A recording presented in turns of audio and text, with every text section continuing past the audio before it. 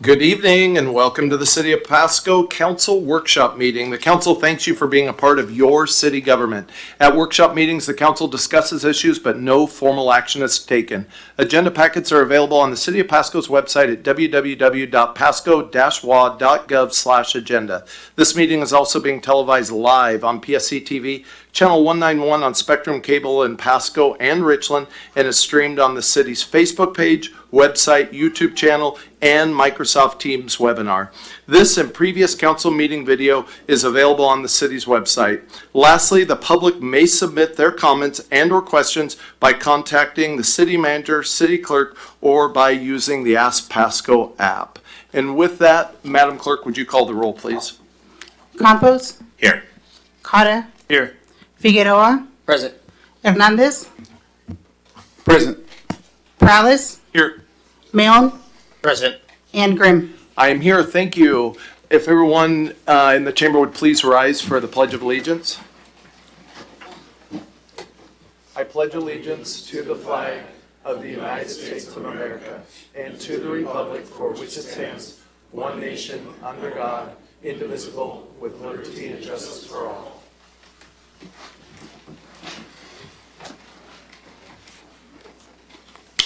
Moving on to letter B, which is, I assume, what most everyone is here for.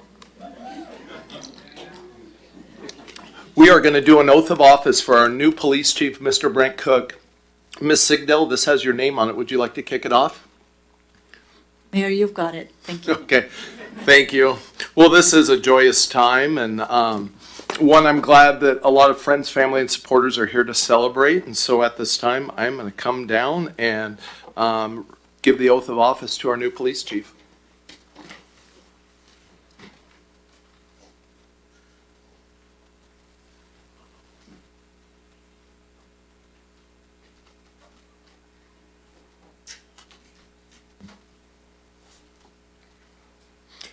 Please repeat after me. I, Brent Cook, I, Brent Cook, do solemnly swear or affirm do solemnly swear or affirm that I will support the Constitution of the United States of America that I will support the Constitution of the United States of America and the Constitution and laws of the State of Washington and the Constitution and laws of the State of Washington, and all local ordinances, and that I will faithfully all local ordinances, and that I will faithfully and impartially perform and discharge the duties and impartially, really important line there, and discharge the duties of police chief for the city of Pasco. as police chief for the city of Pasco. Congratulations, sir. You are chief.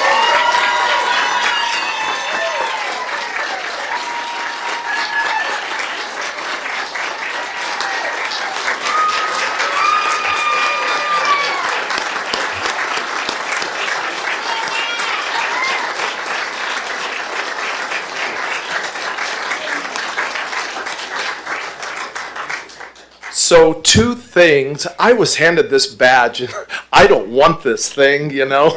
I'm going to hand this thing right over to you. But your father is going to come up and pin this on you. And it would be a great honor for me to allow you to do that, sir.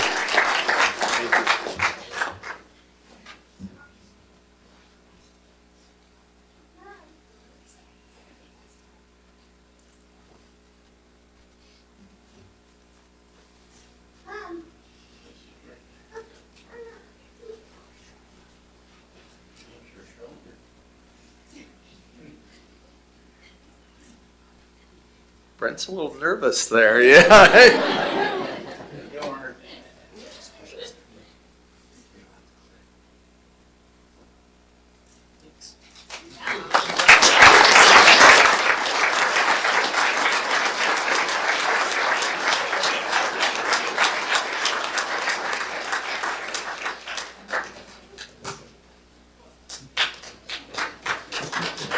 Thank you. One more second. Stick around.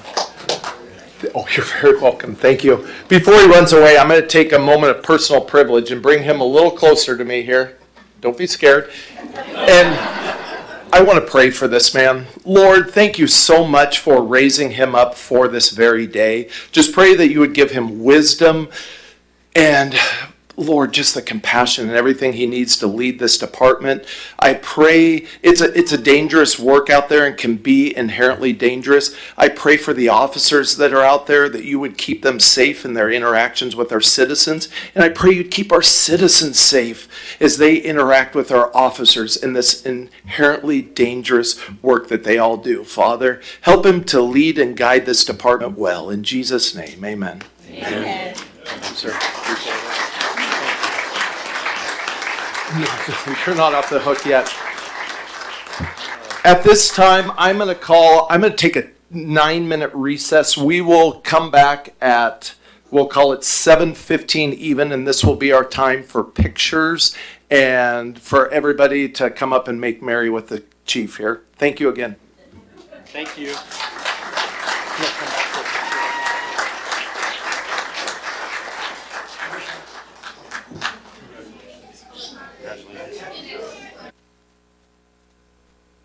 We're going to bring the meeting back to order here, but really just to excuse ourselves into executive session for 20 minutes. This will be letter A, a discussion with legal counsel about current or potential litigation per RCW 42.30.110, paragraph 1, subsection I for 10 minutes. And letter B is discussion with legal counsel about current or potential litigation per RCW 42.30.110, paragraph 1, section I for 10 minutes. The time is 7:15. We will be back at 7:35.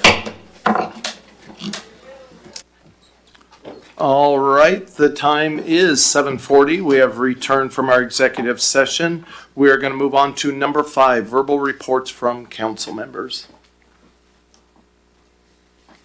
Mr. Perales. I'll go ahead and attended the Peanuts statue unveiling on Saturday. It was really awesome. You know, I think a lot of people have been waiting for that statue to be unveiled, and seeing it in person, it really lived up. So big thank you to Mr. Seth Vanderbilt, Pasco Arts and Culture Commission, and really other previous council members who supported that endeavor. It really made the park come together, in my opinion. And so if you haven't checked it out, I would go check it out. It's really cool. Thank you. Mayor Pro Tem Milne. Yeah, thank you. Just to follow up on that, I was able to read the words that you wrote, or somebody wrote for you, for Naburo Peanuts Fukuda. Hopefully I got that somewhat right. But it was a great statue. I saw quite a lot of the council there, a lot of community leaders, former council members as well. And I thought it was a great statue. And so again, thank you to staff and everybody involved on that. Just it's good to see a dream and then you finally see the reality. And so I was pleased to be there. And then also on this past Wednesday, I did the Homes 2 Suite by Hilton, which is by the Pasco Airport. And it was a nice hotel, very nice, and had a good reception. And it was good also to see staff out there. We had Howard Stewart and Harold Stewart and some of the other people. And so a lot of the commissioners from the Port of Pasco. And so again, good time. It's always good to see new hotels popping up and people having visions of more people visiting Pasco and the Tri-Cities. So. Thank you. Councilmember Hernandez. I also attended the unveiling of the statue, and it was great. It was a lot of people who were there that I hadn't seen in a while, and the statue itself was nice. That it could be a little bigger, but but it's nice. So, but it was a great time, and the farmers market was great as well afterwards. So it was a great time. Awesome. Thank you. Well, I just want to say I appreciate everybody else covering for me and showing up so I could be serving the community in some churches, not only in Pasco, but throughout the Tri-Cities, up there in the middle of the woods, cooking for them all week. So thank you all for being here and continuing to show up and serve our community. With that, we are going to move on to number 6. These are items for discussion with opportunity for public comment. The public may comment on each topic scheduled for discussion up to 2 minutes per person with a total of 8 minutes per item. If opposing sides wish to speak, then both sides receive an equal amount of time to speak, or up to 4 minutes each side. We're going to kick it off with letter A, presentation, cannabis revenue and licenses. And this looks like it has our city attorney's name on it, Mr. Paulum. Yes, hello again, Council. Thank you. Yes, so your first item tonight is around cannabis licensing and revenue. I also want to acknowledge that Aaron Washington from the Liquor Control Board is here. He has been gracious enough to to take some time this evening to talk to you all a little bit. I strongly encourage this council to ask questions of him specifically, to kind of give a better understanding, a deeper dive, I should say, than what the presentation will say into the state's licensing process, and particularly what is occurring now and today. So, if I can get the next slide, please, for the presentation. And Mr. Palm, just real quick for the record, who is online from the Washington State Liquor and Cannabis Board? It's Aaron Washington. Aaron Washington, thank you. Yes. So this presentation is going to be pretty kind of a broader overview. It's just going to talk about the background and how we get the framework of cannabis licensing in the state. It will explain what your current regulations are, specifically your current density limits. There will be a review by the cannabis revenue that you received. When we get to that stage, I'll actually hand it over to Richa to kind of explain how that process works, and then finally explain finally we'll then turn around to discuss what options are open to you for as the city council. So first and foremost, our cannabis, both on our retail and production side, is driven by Initiative 502, which was passed by the voters in 2012, that legalized recreational cannabis in Washington. The Washington State Liquor and Cannabis Control Board is the state entity that regulates the licensure for retailers, processors, and producers. It's actually what's called a monopoly or a field preemption. No city has the ability to issue its own licensing for producers, processors, retailers. Anyone who is interested in said licensure has to go through the Liquor and Cannabis Control Board. The board has a retail cap. This was an initial cap set once they set up kind of the framework of which we're operating around. That was 334 licenses. Each municipality in each area was then allocated licenses in order to spread out the cap and to give kind of geographic diversity to where these places could be located, where these businesses can operate. Pasco was allotted up to 4 retail licenses through the state allocation process. Next slide, please. Pasco currently has what's called a density limitation that's set forth at Pasco Municipal Code 2510.025. And what it permits is 3 retail stores, or 4 if the fourth one is what's considered a social equity licensee. We will discuss a little bit more what the social equity program is. It's a separate licensee program that was established in 2020. As of today, all 4 slots are being used. So you have 3, what I'm going to describe as non-social equity licensees operating within the city boundaries, and you currently have 1 social equity licensee operating within the boundaries. Pasco does not allow any cannabis producers or processors. The city has that power under the state law to set density limits for retail, for processors and producers. Some municipalities allow all 3, some only allow 1, like Pasco, where they only allow retail, some will only allow producers, or some will only allow processors. It really comes down to kind of a local policy decision by that local council as to what they would like to see as a acceptable use within their city. Next slide, please. So then the next stage of the licensure program is the social equity program. This was established by House Bill 2870, so it's independent of the Initiative 502 process. I will leave it to Aaron to kind of explain more, but the social equity program was designed to try to capture and to provide licensures to individuals who may have been historically marginalized and otherwise would not have been able to be licensed through the non-social equity licensure process, the pre-process. I would point out that as of today, the state is not providing any kind of licenses outside the social equity licensure program, and it's going to be that way for at least the next, as I understand it, for the next 6 years. because there's the general license allotments are not expected to begin at least until 2032. The local jurisdictions, municipalities, if cannabis, a social equity program licensee is approved by the state, the state can make a decision, excuse me, the city can make a decision about whether or not it wants to increase the number of retail processor or producer businesses if that number is being, if by adding that additional licensee goes above your current density limits. Next slide, please. And for this, going to the revenue, I'm going to turn this over to Deputy City Manager Sigdell. Richa? Thank you, Drew. Mayor and Council, there was a discussion earlier about the amount of revenue that City of Pasco is receiving in terms of cannabis.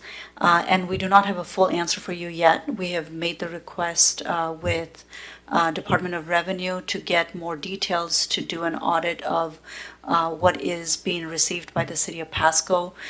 They have asked for till end of August to get us that information so we can work on looking through that data and being able to true up what the city should be receiving and what it has received if there's any discrepancies. With that, however, one important piece of information, and Drew mentioned this a little bit, is we do not allow producers or distributors within the City of Pasco. If we only provide retail sales distribution, which is what we do right now with those 4 licenses, then we receive about 1.5%. That's the allocation. However, there's an additional allocation of the per capita distribution. So there's some calculations that we are working with Department of Revenue, and we'll be able to get back to you by the end of August or early September to make sure that we're receiving the proper level of revenue for the retail sales that are currently happening. Thank you. Right. And then next slide, please. So I've kind of mentioned this a little bit throughout the presentation, but under state law, you have authority to establish outlet density limits. So even if an allocation from the state level was, say, let's just say it was 8 or 9 or 10, the city has the authority to set a floor saying, these are the numbers that we're going to permit. You can always increase that to increase the number, but increasing the number of permitted retail outlets does not create new state licenses. So if the council said, we wanted to increase the number to 50, that does not automatically then create 46 new slots for the state licenses. That is still controlled by the state board. So in other words, additional retailers would require an available state issued license. Next slide, please. And so staff and I have put together a few options/alternatives and next steps. Option 1 is you maintain your current code as is written, meaning that you keep your density limit at 4 for retail, and you don't change anything regarding your rules and regulations around producers and processors. Option 2 is you increase your retail cap and still don't make any changes to your producers or processors. You could amend your code to start permitting producers and processors to operate within the city. You can request additional studies from the staff and then specifically also consult with the board to determine what would be some solutions or some of the kind of longer term planning process around this issue, or we can do a combination of the above.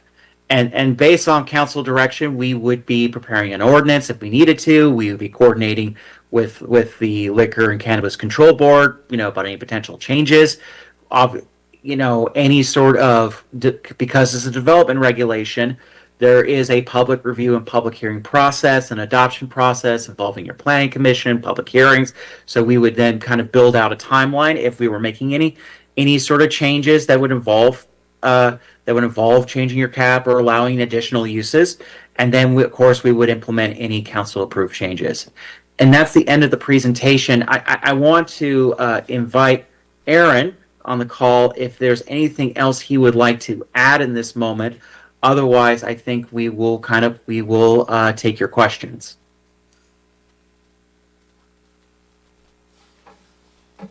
Yes, I want to do a sound check, make sure you can hear me pretty good. Yes, sir. Go ahead, Mr. Washington. All right, thank you very much. Again, Aaron Washington with the Liquor and Cannabis Board, Program Manager with the Social Equity Program. Nothing extra necessarily to add. I think I would just allow for, questions that the council has to just kind of come my way. We can go through some of those details. All right. Thank you. I guess with that, does anybody on council have any questions, comments for Mr. Pullum, Mr. Washington, Deputy City Manager Sigdell, Mayor Pro Tem Milne? Go right ahead. Thank you, Mayor. Hey, just to clarify, I know you said we wouldn't get like a final number in the end of August, September. Was the amount on the 41,500? Was that what we received last year? I know you talked about an audit to make sure we were getting our current allotment, but was that what we were getting for last year? That is correct, yes. Is that, And that is low, I mean, that's for the whole year, right? yes. Wow, that's like nothing. Yes, if I can use this opportunity to talk about how little taxes, how taxes get distributed in Washington State. Essentially, we pay about 9%, pretty soon here, 8.9% in City of Pasco. City of Pasco receives only about 1% of that sales tax.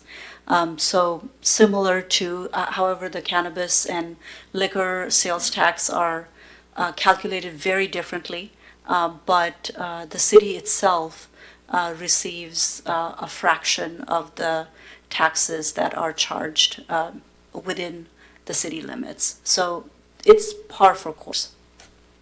Okay, understand that just seems crazy, crazy low. I know when this all came to the council years ago, people had talked about it was going to be this financial windfall. We are going to get hundreds of thousands of dollars and it would solve a lot of problems, but $41,500 is, yeah, you can't even pay for a cop with that kind of money, so, okay. I would just say that from that other perspective, they probably are paying a lot of taxes. It's just where it gets distributed. Okay, thank you. Thank you. Any other questions or comments from council? Mr. Figueroa? Yeah, I'll just go ahead and kind of, for on the record, would you just mind briefly walking over this process of social equity licensing and how that differentiates from the non-social equity process? Sure. The process prior to social equity was that people had an application. There was essentially a lottery, a merit system, if you will. And then with the introduction of the social equity program in 2020, there was an eligibility process by which a third-party contractor would make that determination, provide those results to the Liquor and Cannabis Board, and thus they'd be prioritized based upon the highest score achieved, if you will. There's the qualifications that an applicant would have. In this case, under 5080, the current legislation for this program, a person would need to have met 2 of the 4 qualifications, and then there's also a scoring rubric, again, that the third party makes that determination in terms of the amount of score based on circumstances that the rubric presents. And that's in WAC 314, 55, 570, if you're curious in looking at that. And then from there, as mentioned, highest scores are prioritized, and from that point, they would begin the licensing process in order to obtain a cannabis retail license. And mind you, that's a separate process of its own. Just because somebody meets the social equity eligibility does not mean that they are guaranteed a license. That's just a process to identify those most impacted by the war on drugs, who have been marginalized, if you will, and thus that begins the process to actually go through the cannabis licensing steps, if you will, and procedures and requirements. Once they've obtained all of those requirements, A license is issued, obviously in the city, town, or county that the applicant had identified, and thus they begin operating as a cannabis retail operator in the regulated market here in the state of Washington. And bear in mind that that licensing process does include mainly the capital that they have to secure, the real estate that they have to secure, and looking for approval through the local authority. Mind you, notification is sent by the Liquor and Cannabis Board to a city, county, or town with information that, hey, this person is interested in opening up a cannabis business. Then the city, town, or county either approves or accepts it or has some objection. And thus, the applicant may decide to, try to take that to a fair hearing and explore that more. And that can be a more involved process. The Liquor and Cannabis Board does have the authority to move forward with an applicant who has an interested location that's being proposed. However, there is strong consideration in the objection that a city or a town or county may have regarding a particular entity, if you will, or individual that's looking to start their cannabis business. There could be a history of issues in the area and the like. It's a matter of the city, or I should say local authority, making that decision. Did you have any other questions about that?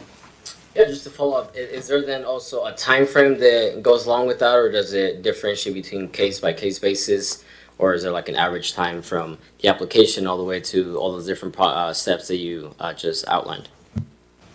It will depend on the case itself. The legislature did not impose, nor do the rules impose, that a person has to be licensed within a certain period of time. Prior to social equity, the licensing process was within 9 months, and then they're operating, and then after 12, full operation, and then they're exploring where they're at, and they had to keep that going. That's not a requirement for social equity applicants. At this juncture, there's certainly the challenge of obtaining capital. Of course, real estate can be a challenge, given some of the prices. And then, of course, just location availability with the buffering zones, the restrictions, and then also different places where it's prohibited. So at this juncture, any social equity applicant can look for any location in the state of Washington, provided cannabis operations or businesses are allowed in the area, and there are no restrictions to be, concerned with, if you will. Thank you, Mr. Washington. Any other questions, comments for Mr. Palm or Mr. Washington? Mr. Campos? Yeah, just two questions. One is with the social equity license. Is it fair to say that with that process, that's a little bit more stricter, harder to get than the regular license was, or is that not the case? I think the fact that there is a requirement in terms of eligibility, that's where the piece lies, because it's the rubric system, the rubric scoring system identifies several different categories in terms of circumstances that reflect, those most impacted by the war on drugs, previous, charges, if you will. And you can certainly find that information, as I mentioned, in 314.55, 570 of the Washington Administrative Code. So it can be difficult, more so trying to find the location. Establishing eligibility will just simply be what it is in terms of circumstances. Does that make sense? Any questions about that? Did you need anything No, thank you for the explanation. I appreciate that. Okay. My follow-up question is just simply, I know that our city was allotted 4 retail licenses. If there was some type of methodology with that, was that based off of just geography? Was it the amount of residents we have in the city? Can you give us just a little bit more input about how that came to be? Well, just as was mentioned earlier, it's a matter of population density, and thus each city, prior to social equity, previous legislation provided those allotments. And thus, again, the population density was put into consideration as a factor for how much would be allotted accordingly. And again, with this new legislation under 5080, specific to social equity, they allow for, the legislature allows for an applicant to choose anywhere in the state of Washington. And as mentioned, it is for the city to decide if they'd like to increase their cap. It could be that they reduce their buffer zones, those type of factors based on, the local authorities, decision, if you will, to amend their ordinances accordingly. And again, that's definitely an individual, or I should say, a city council decision, if you will. And if we had the population that we have today back then, when we were allotted those 4 licenses, would it be also fair to say that then our allotment would have been bigger? I couldn't speak to that. That's something where the Office of Financial Management would use that formula and apply the allocations, or excuse me, the allotments and the population density formula, if you will. So it's hard to say. I couldn't speak to that. All right, thank you. All right, any other questions or comments for Mr. Washington or Mr. Palm before we turn it over to the chambers and then have a discussion? Not seeing any. Mr. Washington, thank you for being here tonight and making yourself available to answer all of our questions. Thank you for having me. I appreciate you. Have a good evening. All right. With that, if anybody in the chamber would like to speak to this issue, we'll take 4 comments total, 2 for, 2 against. Ms. Sanchez, is our timer working again? Thank you. So this would be the appropriate time. Yes, sir. Step right on up to the podium. Button at the base of the microphone there to turn it on. You can present to the clerk.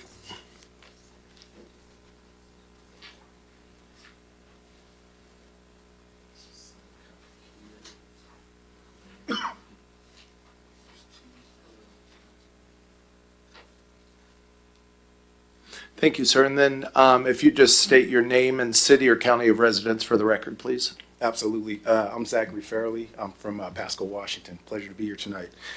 Prepared a little statement for you guys, hopefully if I don't go too over, but I'll try and speed talk as some of my cohorts as well. Mayor Grimm, City Manager, and members of the council, thank you for giving me the opportunity to speak with you today. My name is Zachary Farrelly. I live in Pasco, Washington. I'm one of the owners of Compass Cannabis, LLC. For us, this is much more than just opening up another business. We chose Pasco because this is our community.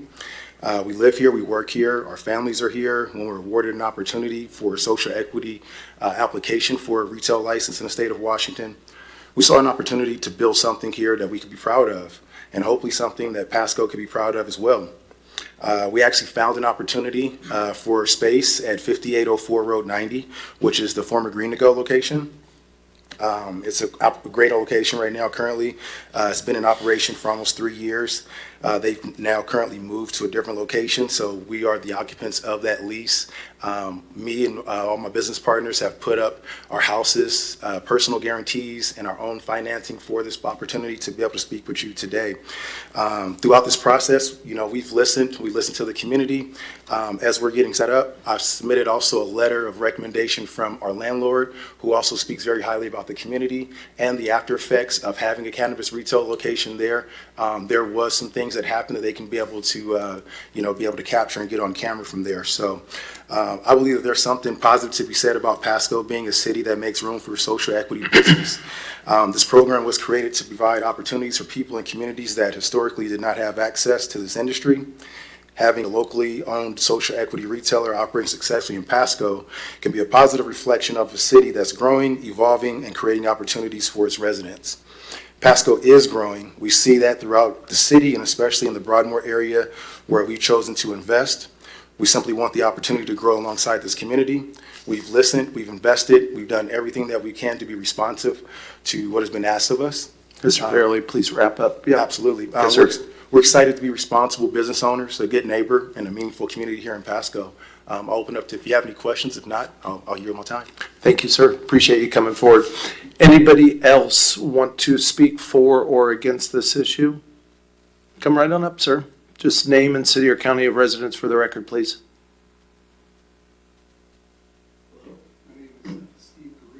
Oh, there's a button at the base there to make the red light. There you are, sir. My name is Steve Garrido, and I live in Pasco. I was born and raised here. I went to elementary, middle, and high school here in Pasco. I played youth sports right here in this city, mostly at the Martin Luther King Center. That's a center that's very special and near and dear to me. The youth programs there gave me structure, coaches who cared, and taught me a lot of valuable life skills growing up. I still live here in Pasco today. This isn't a business I'd be bringing in from the outside. This is something that I want to build in the city that raised me. I'm currently the sales director for one of the biggest producer processors in Seattle. I've done cannabis consulting for venture capitalist firms all over the country, and I would love this opportunity to run my own business here in the city. Again, that raised me. I plan to run a clean professional operation, and as part of that, I'd like to donate a portion of our sales to the youth sports programs at the Martin Luther King Center. The same program that supported me growing up. I want to give back if you guys allow us to get our retail store. So if you have any questions, I'm happy to answer them here or after the session. Perfect. Thank you. Thank you for your comments. So at this time, we've had 2 in favor. I need to hold comments in case anybody wants to speak against it.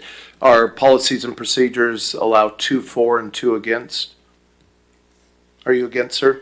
Against. Thank you. Name and city or county residence for the Okay, record, yes. please. Do I press the button or? You're on. My name is Adam Bonus. I'm a resident of West Richland. I'm the lead pastor of Grace Church Tri-Cities here in Pasco.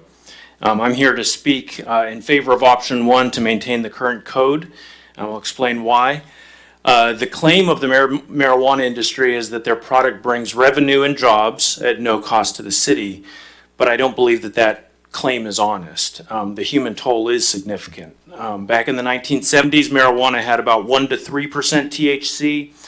Today's marijuana often has around 15 to 20% THC, and there are concentrated products like dabs and waxes that can be as high as 75% THC.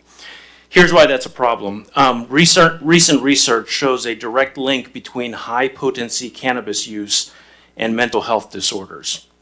High-potency cannabis is linked to an increased occurrence of psychotic episodes, schizophrenia.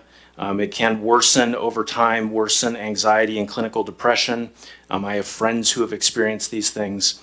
According to a report released by the state of Washington earlier this year, the annual economic cost of mental illness in our state is substantial, amounting to an estimated $15.3 billion with a B among working age adults. That's nearly $2,000 per person in the state of Washington for mental illness.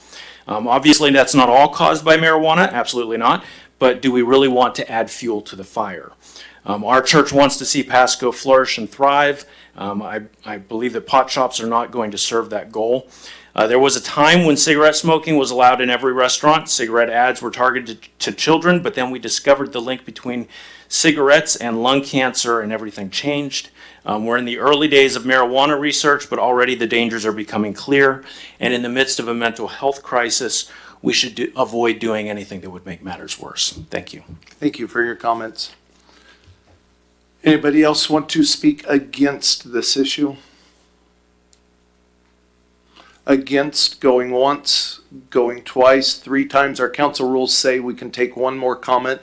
Were you going to speak in favor of it, sir? Yes. Step right on up.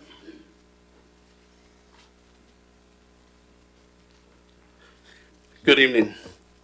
Is this on? Yes, sir. Okay. Forgive me in advance, I'm not a speed reader, but I'll do my best. My name is Samuel Alanese. I was born in this area and raised here in Pasco. And tomorrow I celebrate my 53rd birthday. I spent nearly my entire life in this community. I raised my children here, owned a business here, and for the past 32 years I've worked in sales and marketing throughout the Tri-Cities. Those 32 years have taught me that trust isn't given, it's earned. I've worked hard to build my reputation for honesty, keeping my word and treating people with respect and kindness. Those are the same values I'll bring as general manager of this business. If approved, I'll be responsible for the day-to-day operations. I'll be the person, I'll be the person customers, neighbors, and staff can come to with questions or concerns. I'm bilingual in English and Spanish, allowing me to better serve everyone in our community.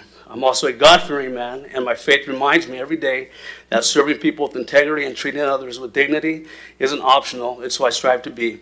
This isn't just another cannabis store. This would be Washington State's first African-American, veteran, and Hispanic-owned social equity cannabis business. That's something our community can be proud of. It represents opportunity, diversity, and local ownership. Our goal is to create 15 to 25 local jobs and build a team of people who are professional, respectful, and committed to serving this community. I understand that some believe 4 dispensaries are enough. I respectfully see it differently. In fact, we have the full support of an established Pasco cannabis store owner who believes our business will not negatively impact his. This speaks to the continued growth and opportunity of our community. Franklin County is one of the fastest growing communities in Washington. This location has already operated successfully as a licensed cannabis business for years. The question before you isn't whether cannabis belongs at this location. The question is whether local people who live here, invest here, and genuinely care about Pasco should have the opportunity to own and operate it. This community helped shape who I am. It's where I was raised, where I raised my children, and where I hope to continue to serve this community. I respectfully ask for your support, and if you've placed your trust in us, I promise we'll work every day to earn it. Thank you for your time and consideration. Perfect. Thank you for your comments. Okay. Appreciate it. Thank you. All right, with that, council discussion. Mr. Cotton. Yeah, I'm going to give some arguments against approving an additional cannabis retailer in Pasco. I mean, the city already set its policy after public input, and so changing it now bypasses the process without any kind of new justification or updated impact study.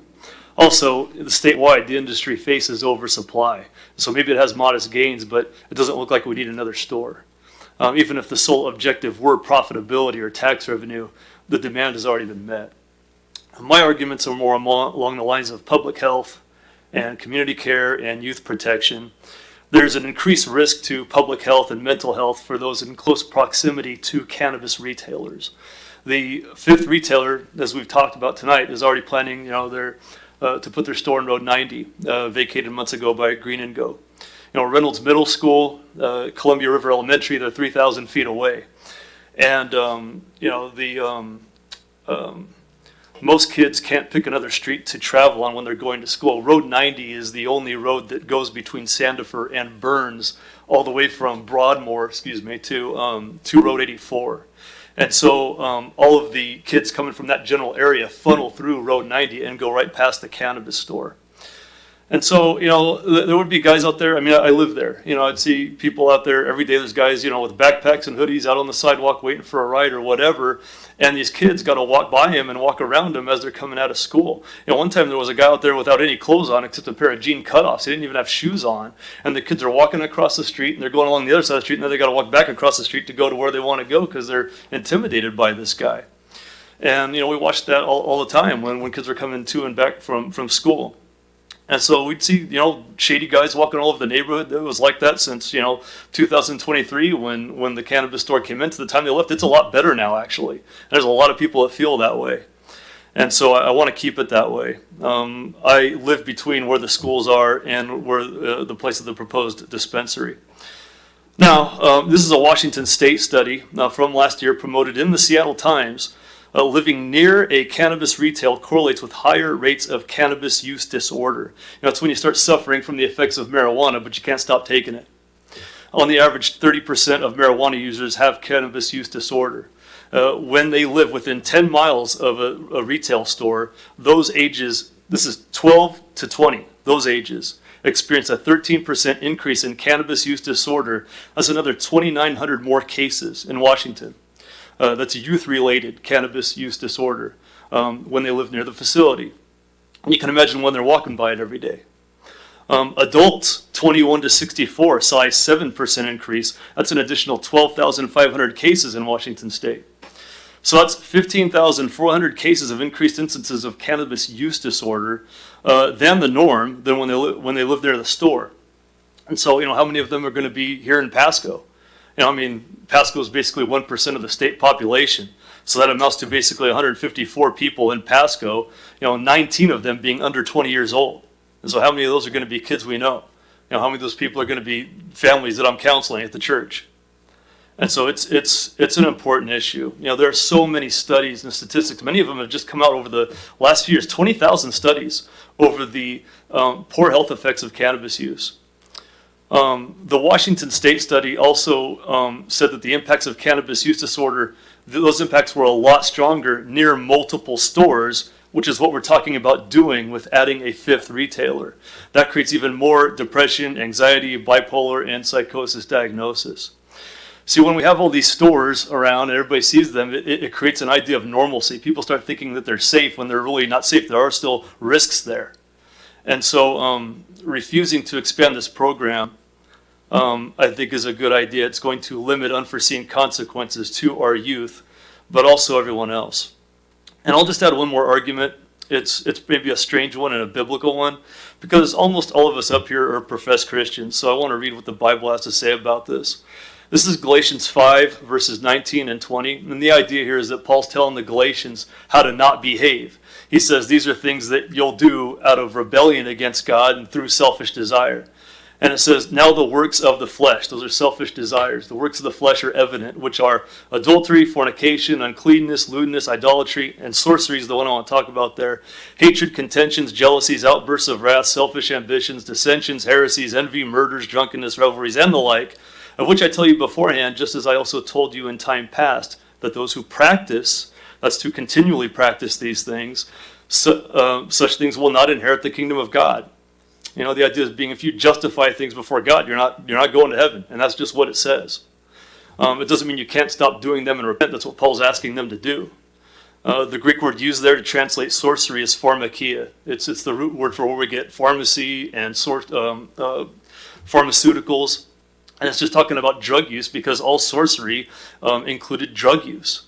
And what the Bible is saying is that it's not in the Spirit of God. The Spirit of God is not going to lead you to do these things.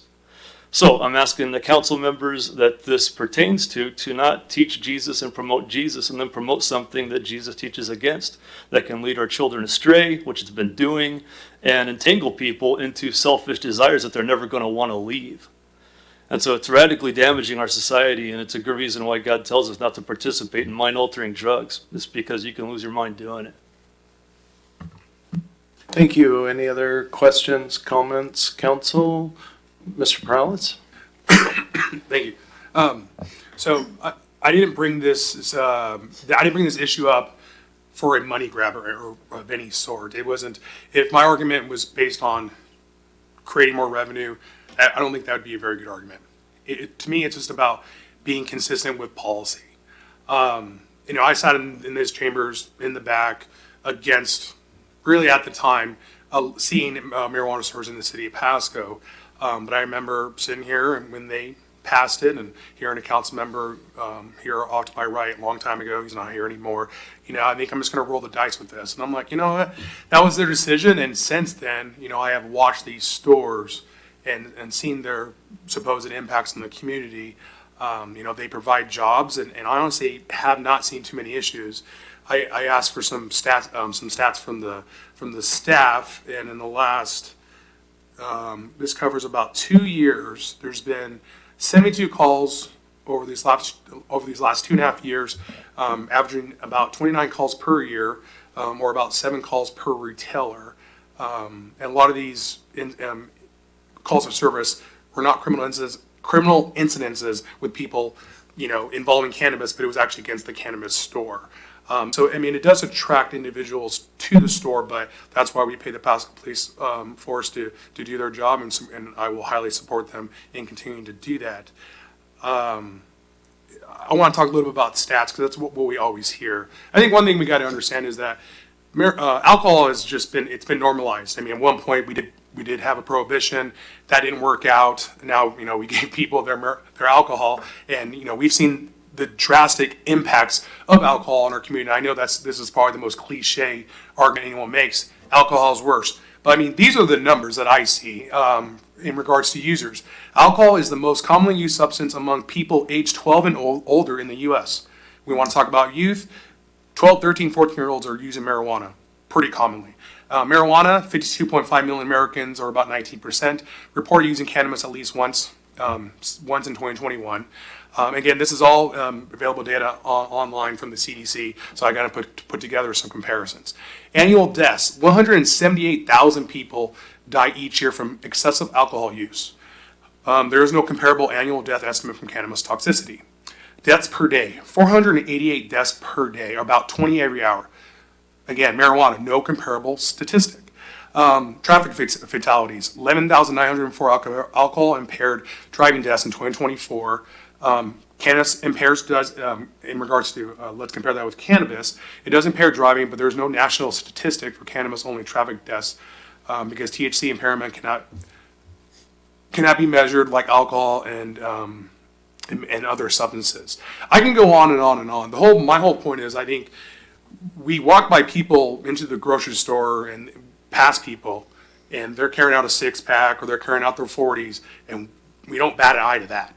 We don't come to city council meetings saying, no, we can't do this. We don't do that. It's so normalized. And so again, as someone who didn't want to see it a couple years ago, I just sat and watched, and to me, it just doesn't seem like there's a lot of issues with it. I'm a big person about personal responsibility. And I'm not going to judge people. I'm not going to use my religion to judge or assess people and tell them what they should do. I can guide them and stuff like that. But at the end of the day, you as a person, even if you're a parent, you need to watch your kids. Tell your kids not to be drinking. Tell your kids in regards to smoking, don't smoke cigarettes. Don't smoke marijuana. But if you want to do that, that is entirely your choice. So again, me bringing this up has nothing to do with money or anything. It's just about, to me, this is a business. And we've seen in the last few years how this has been changing. In this current administration, and mind you, it's a Republican administration, they've done a lot of things for marijuana in regards to medical marijuana. So, I mean, the times are changing, and I think by allowing a couple more stores, yes, we don't get a lot of sales tax revenue, but it is jobs. People are going to be getting paid to work. They're going to use that money to buy homes, to buy groceries, to buy things in our community. And I think we need to be pro-jobs, and that's the way that I see it. And again, if we want to talk about alcohol, then I think we should start looking into maybe getting rid of alcohol here in the Tri-Cities. Why don't we start, in Alaska, there's a lot of dry communities. Some of this stuff doesn't bother me because I don't drink and I don't smoke, but again, it's about personal responsibility. So, I'm going to be in favor of increasing the cap for a couple more, just because I want to see more businesses here. Again, we can have the ability to have the first social equity store here in our community that's owned by a veteran, African-American, and a Hispanic individual. I think we always talk about wanting to be first. It may not be something where everyone's proud of, but it is a first here in the state of Washington. And, I just think that marijuana just gets a bad rap. Again, I assessed it as a bad rap years ago, even probably a little bit now. But just by seeing some of the good things that some of these businesses have done, if you guys didn't know, Lucky Leaf here in downtown is like biggest selling social equity license holder, I think, in the state. So obviously there's a need for marijuana. I do have a heart for individuals, and I do have people in my family next to me, a butter knife away at the Thanksgiving dinner table, that need to have these type of products to get through their daily life. Either they have PTSD, they've had cancer, and they've had other ailments. This stuff does help. But and I think they should have the ability to go down the street and get that. If there's anything that has to deal with crime and stuff around these businesses, well, then let's talk to PPD. Have them work with these retailers. There's a lot of stuff that we can do. And so, again, that's where I'm going to be. I'm going to definitely be asking if we can increase the stores to 8. So it would be 4 more social equity license.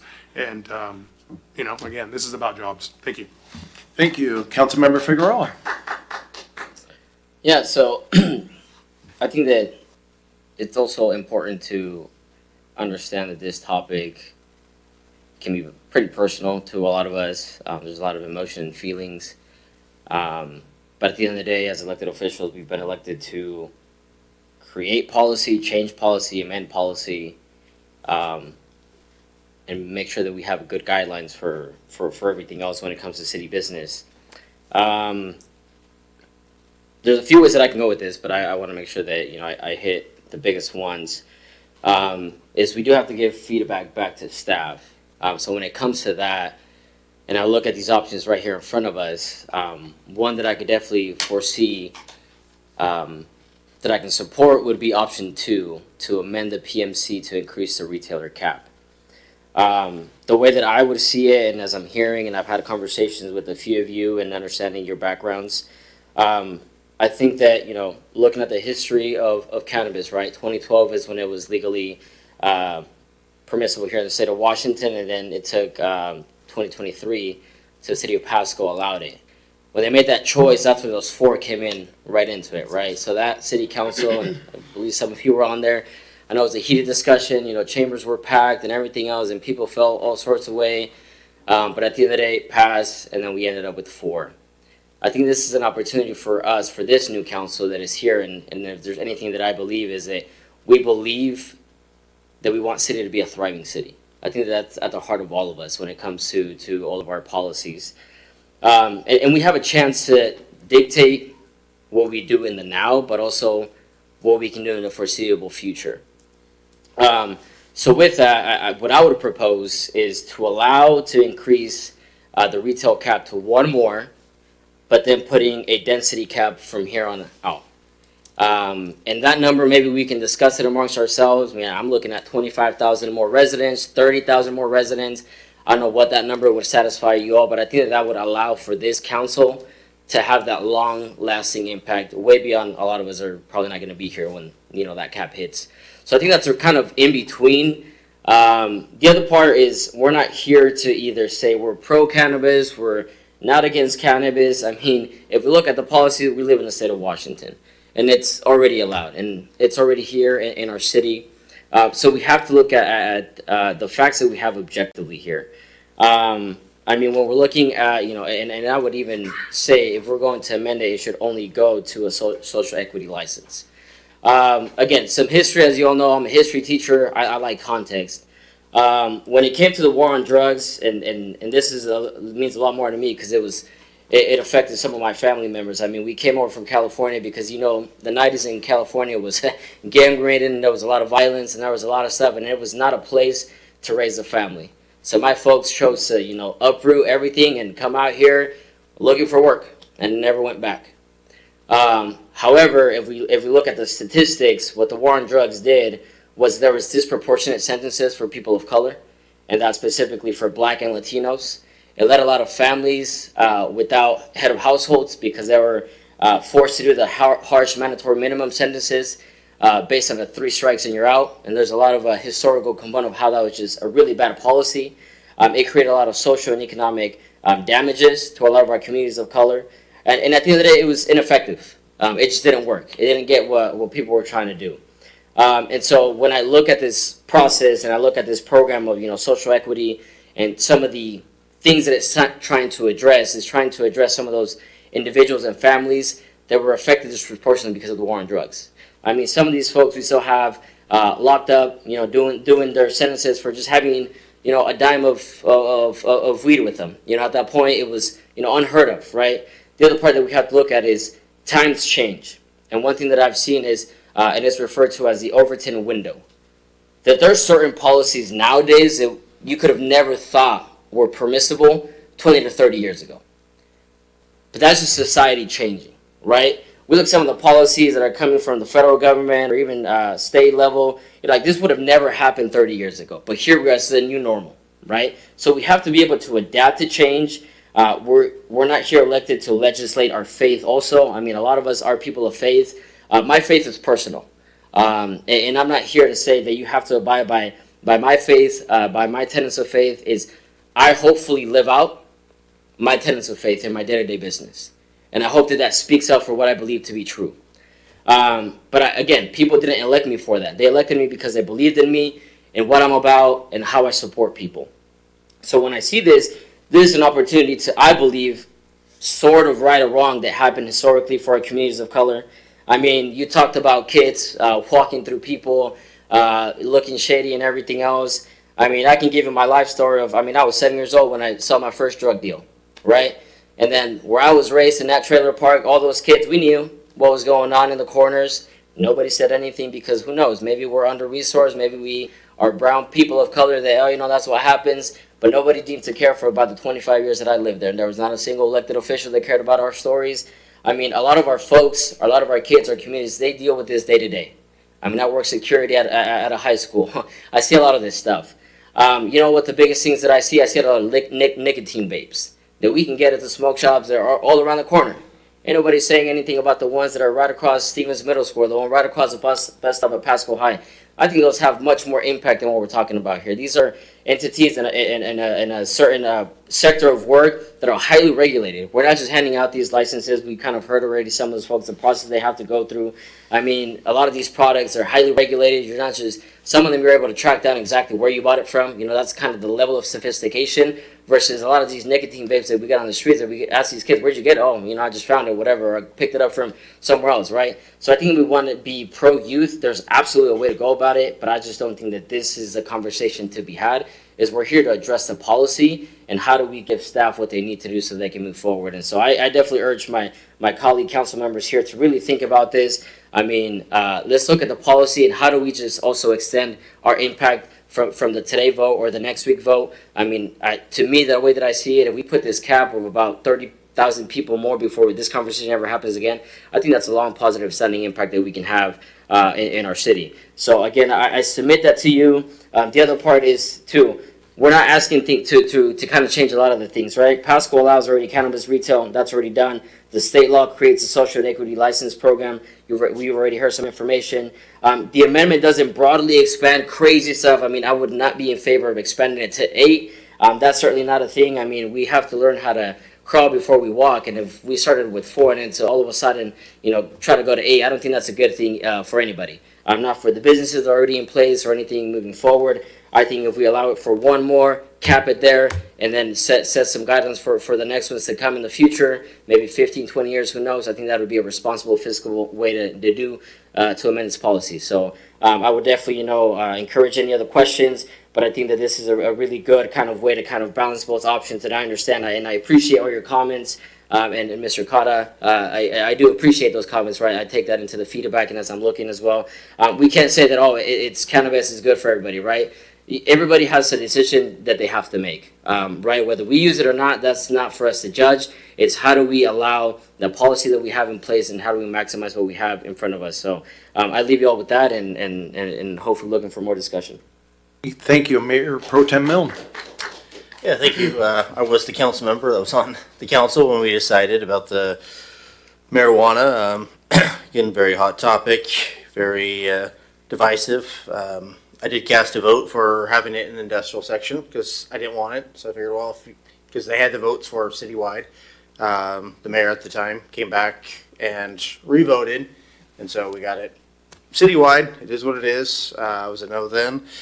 I think what the difference in my book is when you're, say, like, you're around somebody that's drinking, you're smelling alcohol, but it's not getting you high. You walk in the park, like I was in the park with my wife the other day, and we're walking by some young people, and they're all smoking marijuana, and it just gets frustrating. You're just trying to enjoy the park, and you're, you know, smelling marijuana.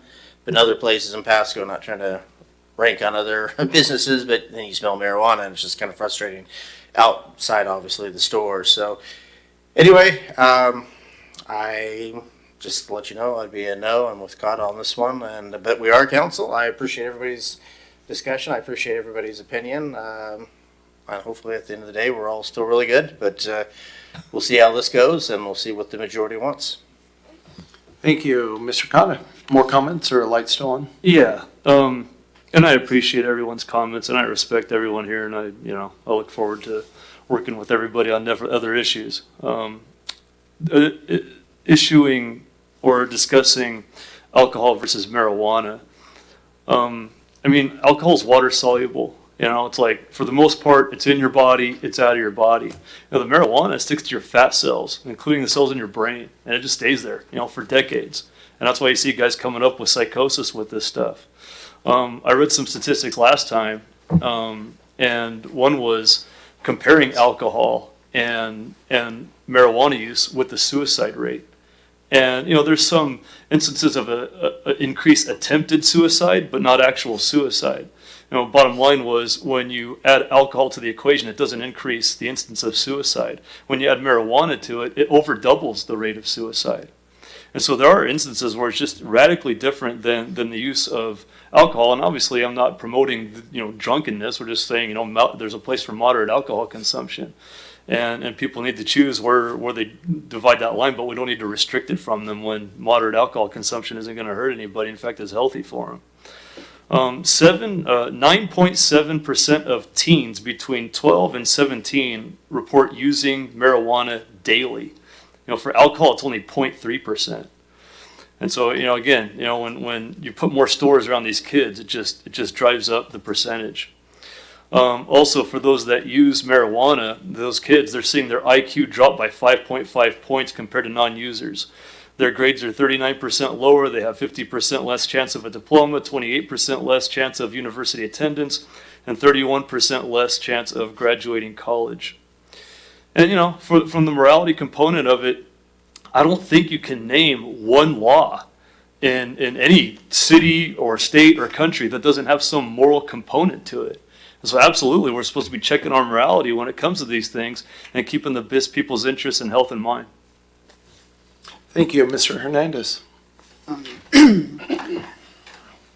So, there's a lot of statistics about this, about that, against for, and also there's personal issues involved with this. But if, I'm in agreement with Councilman Figueroa about how to go about the policy. I do think 8 is a lot. But, another one would be fine. But if we're going to go with, like I said, there's a lot of statistics. We can, depending on where you go, you can find whatever it is you want to say whatever it is you wanted to say. But if we're going on a personal level, I don't consider cannabis to be an issue. I grew up with people who used it for medicinal purposes, and I've been to the pot shop downtown. I don't see an issue with the people that go in there. I see a lot of people that are actually in walkers walking in there to buy marijuana. I see a lot of people with other ailments actually walking in there. I don't see all these drug addicted people walking in there. I see people that are actually needing help with whatever it is their ailment is that is not being alleviated by medicine. So, like I said, we can look at all these statistics, we can look at all these other things, and, Mr. Carter says about morals. I think we all have different morals. I'm not sure that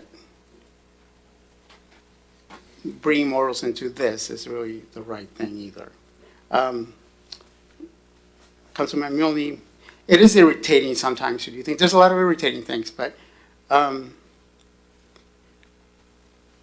like Councilman Figueroa said, we need to look at policy, what's best. We need to look at, Councilman Peralta said, business. So I'm not here to, because if we're going to go with personal issues, I'm for it and I have reasons for it. But bringing personal issues into it is not really the right thing either. So I'm for it. So Awesome. Thank you. I guess I will weigh in. For me, as far as people's personal use of marijuana, I will come out and say I'm not inherently against it. There are reasons, medicinal reasons, people may want to use marijuana. And if somebody wants to twist a joint in the comfort of their home on a Friday night or something, I am not inherently against that either.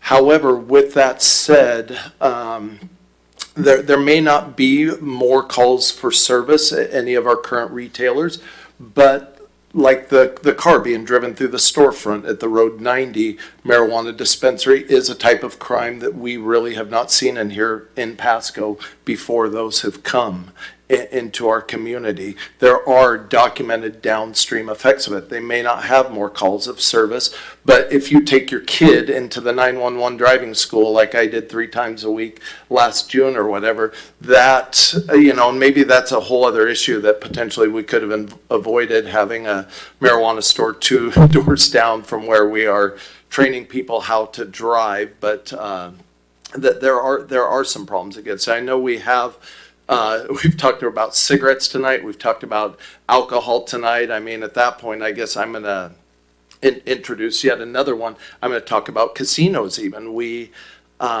Even this week, one of our council members talked about a discussion going on in our community about possibly having a second large casino out in West Pasco. And so for me, this comes about down to our legacy. What are we going to leave here as a council? We don't control the Hapo Center, and we may not have anything to do with that if that's true. But the idea of Pasco ending up having 2 large casinos at each end of town and a smattering of up to 8 marijuana stores all throughout town. Is that really the legacy we as a council want to pass on? I'm not sure that makes for a thriving community. I've been around a lot of marijuana smokers myself, and if anything, they're inhibited, not thriving. And I think we have already granted a social equity license. It's not like we're being heartless up here trying to exclude people. We have already granted I guess the state's the ultimate issuer of the licenses, have already granted a social equity license. And if the majority of the council wants to go to 5 and there's some on 8, there is really not much keeping us from ending up getting there. So anyways, I would be opposed to this because I don't think, let's face it, we cannot control what happens at the Hapo Center. If that happens, that happens, but we can control this. Okay, we can keep from adding more fuel to the fire, because the arguments could be inherently made, well, there's nothing necessarily wrong with the casino. There's nothing wrong with that. But yet we look at communities where they are ubiquitous within the communities, and there are related businesses, whether payday loan stores or pawn shops or other things that just go hand in hand with these type of businesses. And so with that said, yes, I am also in opposition against this. Mr. Campos. I feel all the eyes on me. Well, it's 3-3. For those, for those Point, that are keeping count of math, I'm not a math teacher. I'm a history teacher, so I can't count. Reality is, this is not a debate of if do we regulate cannabis in the city. Former council already made that decision, so I don't approach it with that. My main thing is looking at the population of our city. Is there other cities that are the same with our population? How many shops do they have? I'm not a user, nor do I have, it's not a product that I, use, endorse, whatever you want to call it. But at the end of the day, I am a person that I am here because I represent the city. And this decision, this is where it becomes very difficult as a city council member, because we have our own convictions and opinions. We have our own thoughts. We have our own perspectives. But reality is we are representing the city. And to be fully honest, there has not been any pushback that I have heard of from residents regarding this issue. I have asked, and I thought there would be, not so much. And so the decision is, one, does our city need another one? I don't know, right? I don't know those numbers. That's why it's kind of a struggle to decide where we're at with sales. Are we over that? Are we not? Does our population say we should have more? And so the only thing that I could really lean on is, what does our residents say? What is our city saying? Are they okay with one, or they're not? And as the at-large person seen on here, I have to go with what I feel my feedback has been given to me, and that is that they are okay with another one. And I'll be honest, that's hard for me to admit, because I have my own personal convictions and I have my own thoughts. But I'm not here representing Abel Campos. I'm here representing the city of Pasco. And so with that said, I would be okay with option number 2 of allowing one more, because I'm not fully convinced that we need a lot more than that. And And that's what I will vote for, option 2. Thank you. Mr. Figueroa? And I'm hearing all of you talk about, right? So then what happens? And this is a general question, right? Option 1, we maintain the current code. Next election cycle, some of us might not be here. This issue comes back again, and it actually does pass, and who knows? There might be some other folks that do appreciate the 8, and they vote 8. What I'm trying to submit to y'all here is allowing the opportunity to have a long-lasting impact beyond the short-sightedness of this vote next week. So, I'm not asking to open the door for unlimited growth. I'm asking us to authorize one additional license for a qualified participant. And we're not just getting anybody in here. It should be a qualified person who's been vetted, all these applicants, they talked about the program. But also, I am establishing that we do put a population density cap so that all of us can at least say this conversation won't happen again until X amount is hit. And then we can have that conversation again. That might be in the next 15, 20 years. You see how we just impacted policy that much longer than all of our seats? So that's what I am submitting to you, that we might think about more versus just going, I believe that option 1 is the easiest one, sure, go for it. But it doesn't have the long-standing impact that we're looking for. And I know that all of our hearts is to make a positive impact in the city for a long time. So again, let's consider that. We weren't there, well, at least 4 of us weren't there when that first initial vote happened in 2023 that opened the door to 4.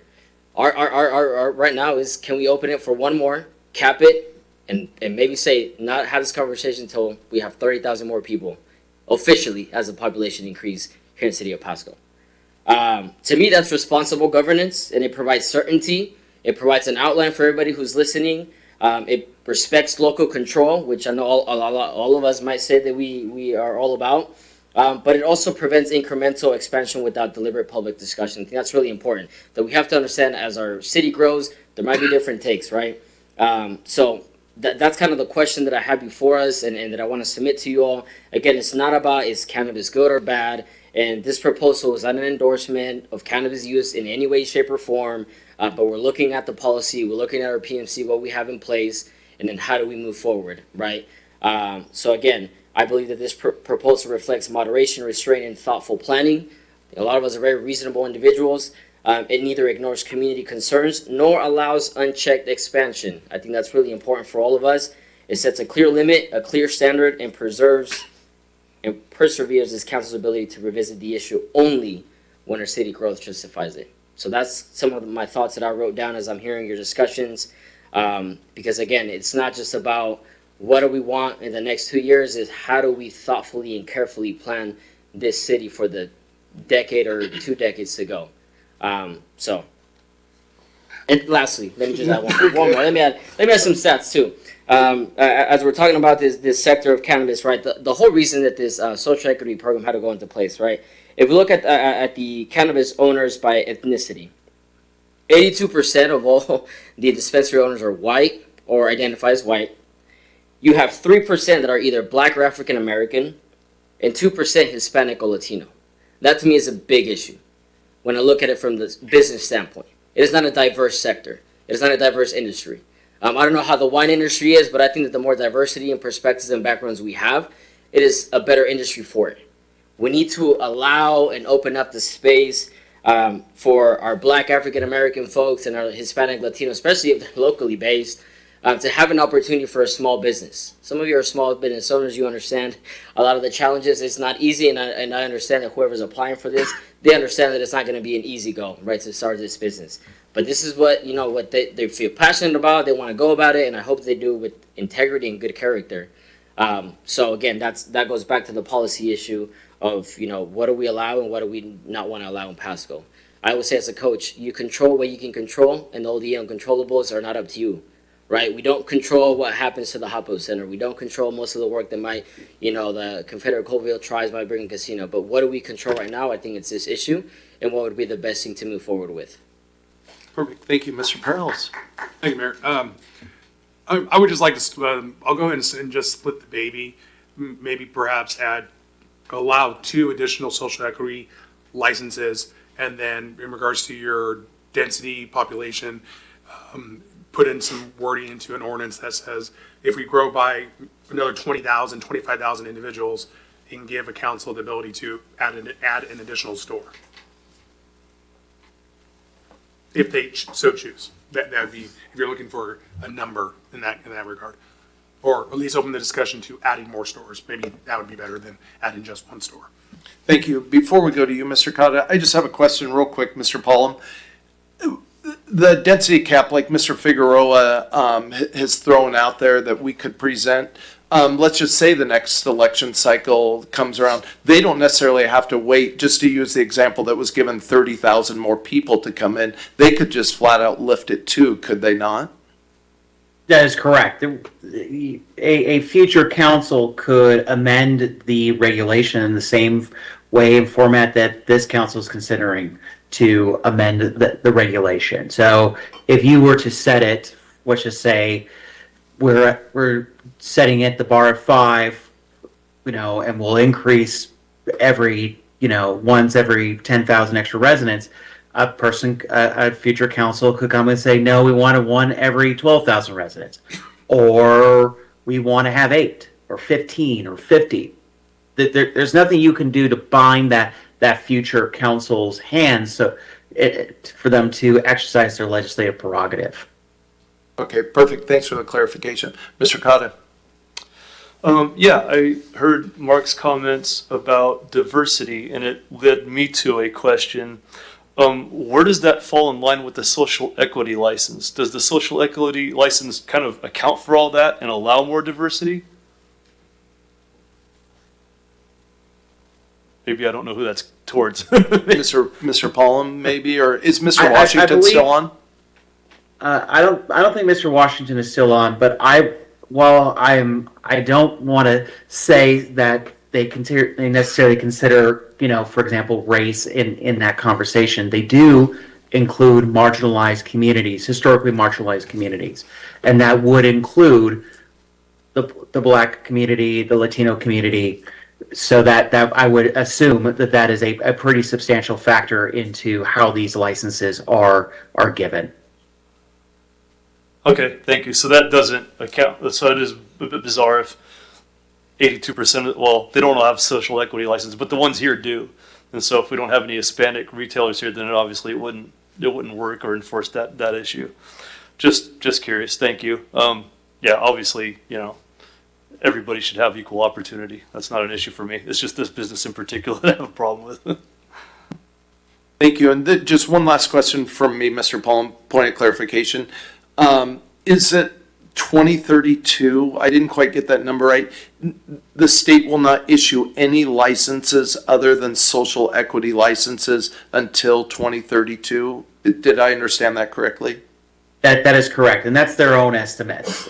I don't know if that will change, over time, but that is the current state of play, is that the general allotments will not be reopened until 2032. And is that because of population or just the date they set? That it's based off of their cap that they set. The initial cap of about 330 initial cannabis retail licenses. How they came to that formula, I don't know, Mayor. I'm happy to dig deep into how they came up with that number, but that's the number they have. Okay. Thank you. With that, not seeing any more lights up here, Mr. Stewart, do you have any follow-up questions, or do you feel staff has the direction they're looking for? Mr. Mayor, members of council, by summary, what I understand is there's a majority of the council that would like to add an additional social equity license. The conversation has been about potentially tying the consideration of future licenses to population growth. I'm still not clear whether there's a consensus of council on adding 1 additional license, or as Councilmember Prowlis recommends, of 2. And then if the population quota is what you want to tie to, whether there's further clarity from council of what you'd like to tie that to. Back of the napkin math is, if you go to 6 licenses at 80,000, that's about 13,000 population each. If you go to 5, that's about 16,000 population. If you stay at your current number of 4 at 80,000, that's every 20,000 in population. So I think I'm mostly clear, but just if you want this prepared for ordinance at the next council meeting, I need a little bit more clarification of what staff is bringing back. Thank you. I think there's Mr. Prowlis. Go Yeah. ahead. Yeah, I'll go ahead and just, again, I think just keep it simple, just cap it at 6, and thanks for flying United. Okay. Anybody else want to go along with 6? And I think the issue is, I would just add it to one more. I'm comfortable with one more, and then capping it to that population demographic. I'm not sure, can we make it, like, how harder can we make it for, like, the future councils to kind of revoke this, or is it just a simple majority? Can it be like 2/3, or, I don't know. It's like, I also don't want it to be an easy, like, oh, willy-nilly, let's go for it, let's change it up, right? But how do we also, do our due prudence and, ensure that that future council, if they are going to, take this conversation, they have these fruitful discussions and, at least most of the people are on board for that. What I understood from Mr. Pullum, and I'll of course let him answer for himself, that there's pretty much nothing we can do to keep them from, to use your words, sir, willy-nillying along, Mr. Pullum? That is correct. It's on a decision like this, it's 50+1 that is set in stone. That this council could not change it to make it more difficult for a future council to change whatever development regulation you devise here. Okay, thank you. And Mayor Pro Tem, I was going to go back to Mr. Figueroa just real quick. What was the cap you were thinking about proposing? What was the I'm up for discussion, but I'm starting at 30,000. If you guys want to go higher, I'm okay with that. I want 30,000 for like another, or just so I yeah, understand? the council can bring it up for 6? consideration. Yes. Okay, thank So you. if there's a higher number, I would definitely be open to those numbers out there. Mayor Pro Tem Milne? Yeah, again, the whole population thing to me, it just doesn't even make sense when the lawyer's telling us it doesn't make any bit of difference. And I can't say, like, when we voted for the cannabis, no cannabis, it was like a 3-3 to have it in the industrial. I flipped it because I was a no, to flip it to yes, because I'd rather see it in the industrial section, which would make it harder. And then all they did, once it went to that, and then the mayor says, well, I want to revote because now I was cheated out of basically a vote. So it was just the next month we re-voted on it again, and then it passed citywide. So again, when you have new councils, whoever the council will be, I'm not running for council in the next election, but I'm just saying they'll just do whatever they want. So all we could really do is the time that we have here on the dais. So I would just say, to me, it doesn't even make sense. If you want it, you guys got the votes, but I'm just telling you that it doesn't matter. You could say 10 years, 2 people, it doesn't make a difference when the's a council. Mr. Figueroa, then down to you, Mr. Cotter. I appreciate your comments, and that's where we hope and believe that good folks fill our seats when we leave them empty. But at least our hearts are in the right place, and I believe that a lot of people are listening to our conversations and they know kind of where we stand and what our vision is for the city, and so I appreciate it. Thank you, Mr. Cotter. Well, I think the no votes on the council would fall to the least common denominator, right? So to me, that's, one more. Yeah, I think that's where we're at, is one more. And I mean, we can go ahead and take Councilmember Figueroa's idea of the cap of 30,000, but I think to Mayor Pro Tem Milne's point, it's kind of a moot point. I mean, we could set it in there, and to Councilmember Figueroa's point, hope that they see that and maybe see the intention behind it and keep that. But like Mr. Pullum said, in the end, there's nothing keeping them from, as Mayor Pro Tem Milne said, a month later, just, switching it out, so. And could I just add, Yes, I don't know by all if the means, council sir. would be okay then to be very specific then for that retail license to be authorized under this new ordinance to be for an applicant who has received a Washington State Cannabis Social Equity Retail License under RCW 69.50.335, just to make it. Yeah, thanks. And I think according to And I Mr. think that's what he Pullum, shared. no one can even get one until 2032 without one. Correct, and your regulation already has it set up so that you specifically have the 5th one be the social equity. So you already have a scheme that says we have a hard cap on the general allotments, and we're only add another one if they meet this requirement. So you've already kind of built the scheme that Councilmember Figueroa is suggesting here. Okay. Mr. Stewart, we good now? All clear. Thank you, sir. All right. Good discussion. Good, respectable dialogue. Appreciate it, gentlemen. Let's move on.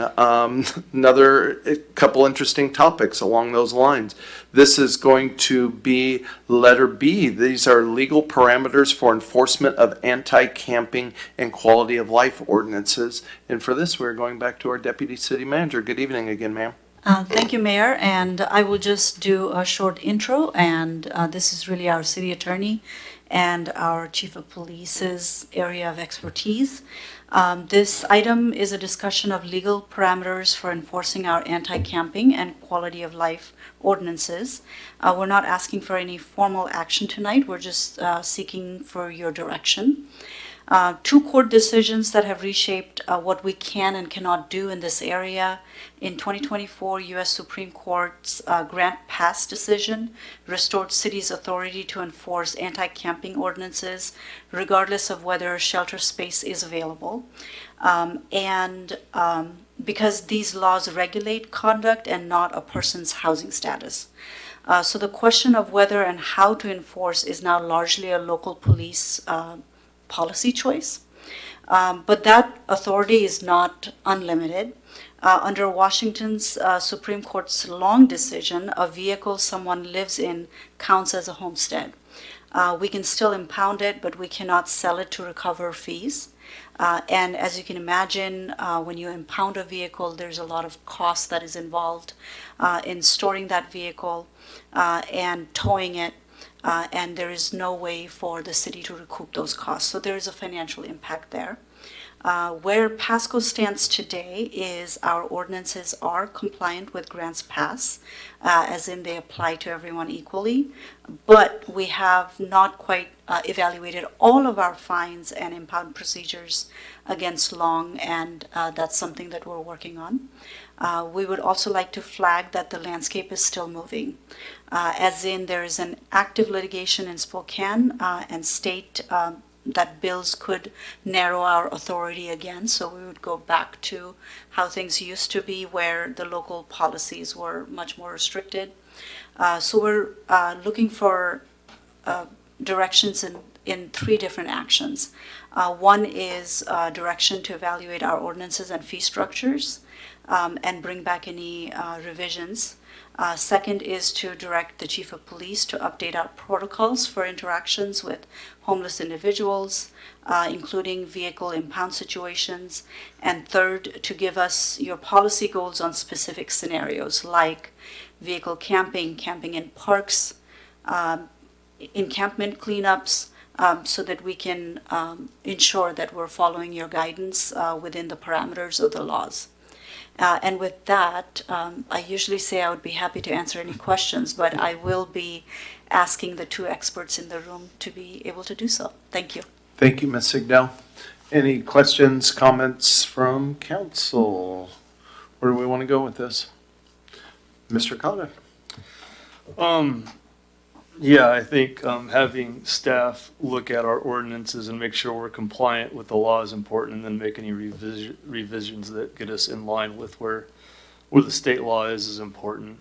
And then, you know, I'd like to get some recommendations from the police staff on how they feel this can be the best properly handled. What do they see in their experience? Maybe they have some pointers for us to advise and some things that we could vote on for ordinances. As a goal, you know, we're just looking to remove homelessness from the street and to do so in a manner that's sustainable to the city's budget.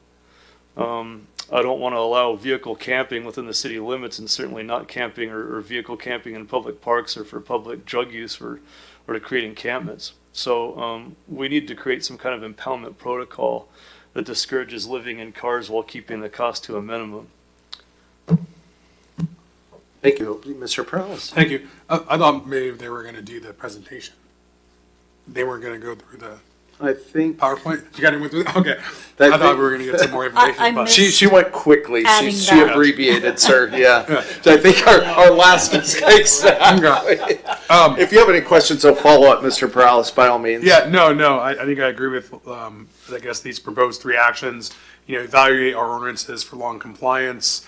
inventory fines and impound fees. Again, I guess I'm speaking on behalf of these individuals who are unhoused. I wouldn't like for our fines and stuff to be punitive. I think that's something that needs to be kind of set out there. There's a lot of individuals who are just hitting hard times right now, and they have to live in their cars. But there is another side of that coin where there's individuals who are living in their cars and they're doing nefarious things, and our Pasco PD addresses them accordingly. And so I just want to make sure that we're not making it extremely hard for the individuals who are sitting on hard times. Yes, for updating police protocols, in regards to interactions with homeless individuals. I think we really need to do a deep dive on that, because I feel like, what are we doing? What is the process? What are the systems in place? How are we getting these people to services or in regards to mental health services or transitional housing? What are we doing to kind of reduce the amount of homeless individuals in the community? And so I would like to see kind of what that looks like in regards to protocols. But even with all that said, I don't want to see vehicle camping in the community. I don't want to see camping in the parks. I don't want to see public drug use. I appreciate the efforts in regards to encampments that have been going underway for the last year or so. So, these are things we need to clean up. These are, I think, Mr. Paul said earlier, these are quality of life issues that people in the community want us to address. And so, it's having some aggressiveness and teeth on our ordinances, but also having a sense of compassion. So, but I think there's a way to do that, and I think there's models across the state as we're navigating a lot of these kind of legal, barriers from Olympia. But I think there's a way to do this, and so I guess with all that being said, Mayor, I think we should entertain perhaps a homelessness / mental health task force. I think it could be a council member or two, just to get together and what are the systems? What are we doing to combat homelessness? This kind of came up at the Pasco Chamber joint meeting. What exactly are we doing? What's not working? Are we putting our money where we need to and stuff? I just think we need to kind of have like a broader plan going, not a broader discussion going forward, but then have like a plan. And that'd be working with the counties. And I kind of did a little bit of research about all the different nonprofits and agencies here in the Tri-Cities. I mean, there's quite a bit. And so how do we get those, how do we work with those partners to start seeing a reduction in homelessness and getting these people to services? And so I think I would love to kind of see that kind of thrown in here. I throw it to the council. I would love to participate on that kind of task force and have a couple meetings and go out and figure out what can we do. And so with that being said, I agree with a lot of things that were in the PowerPoint.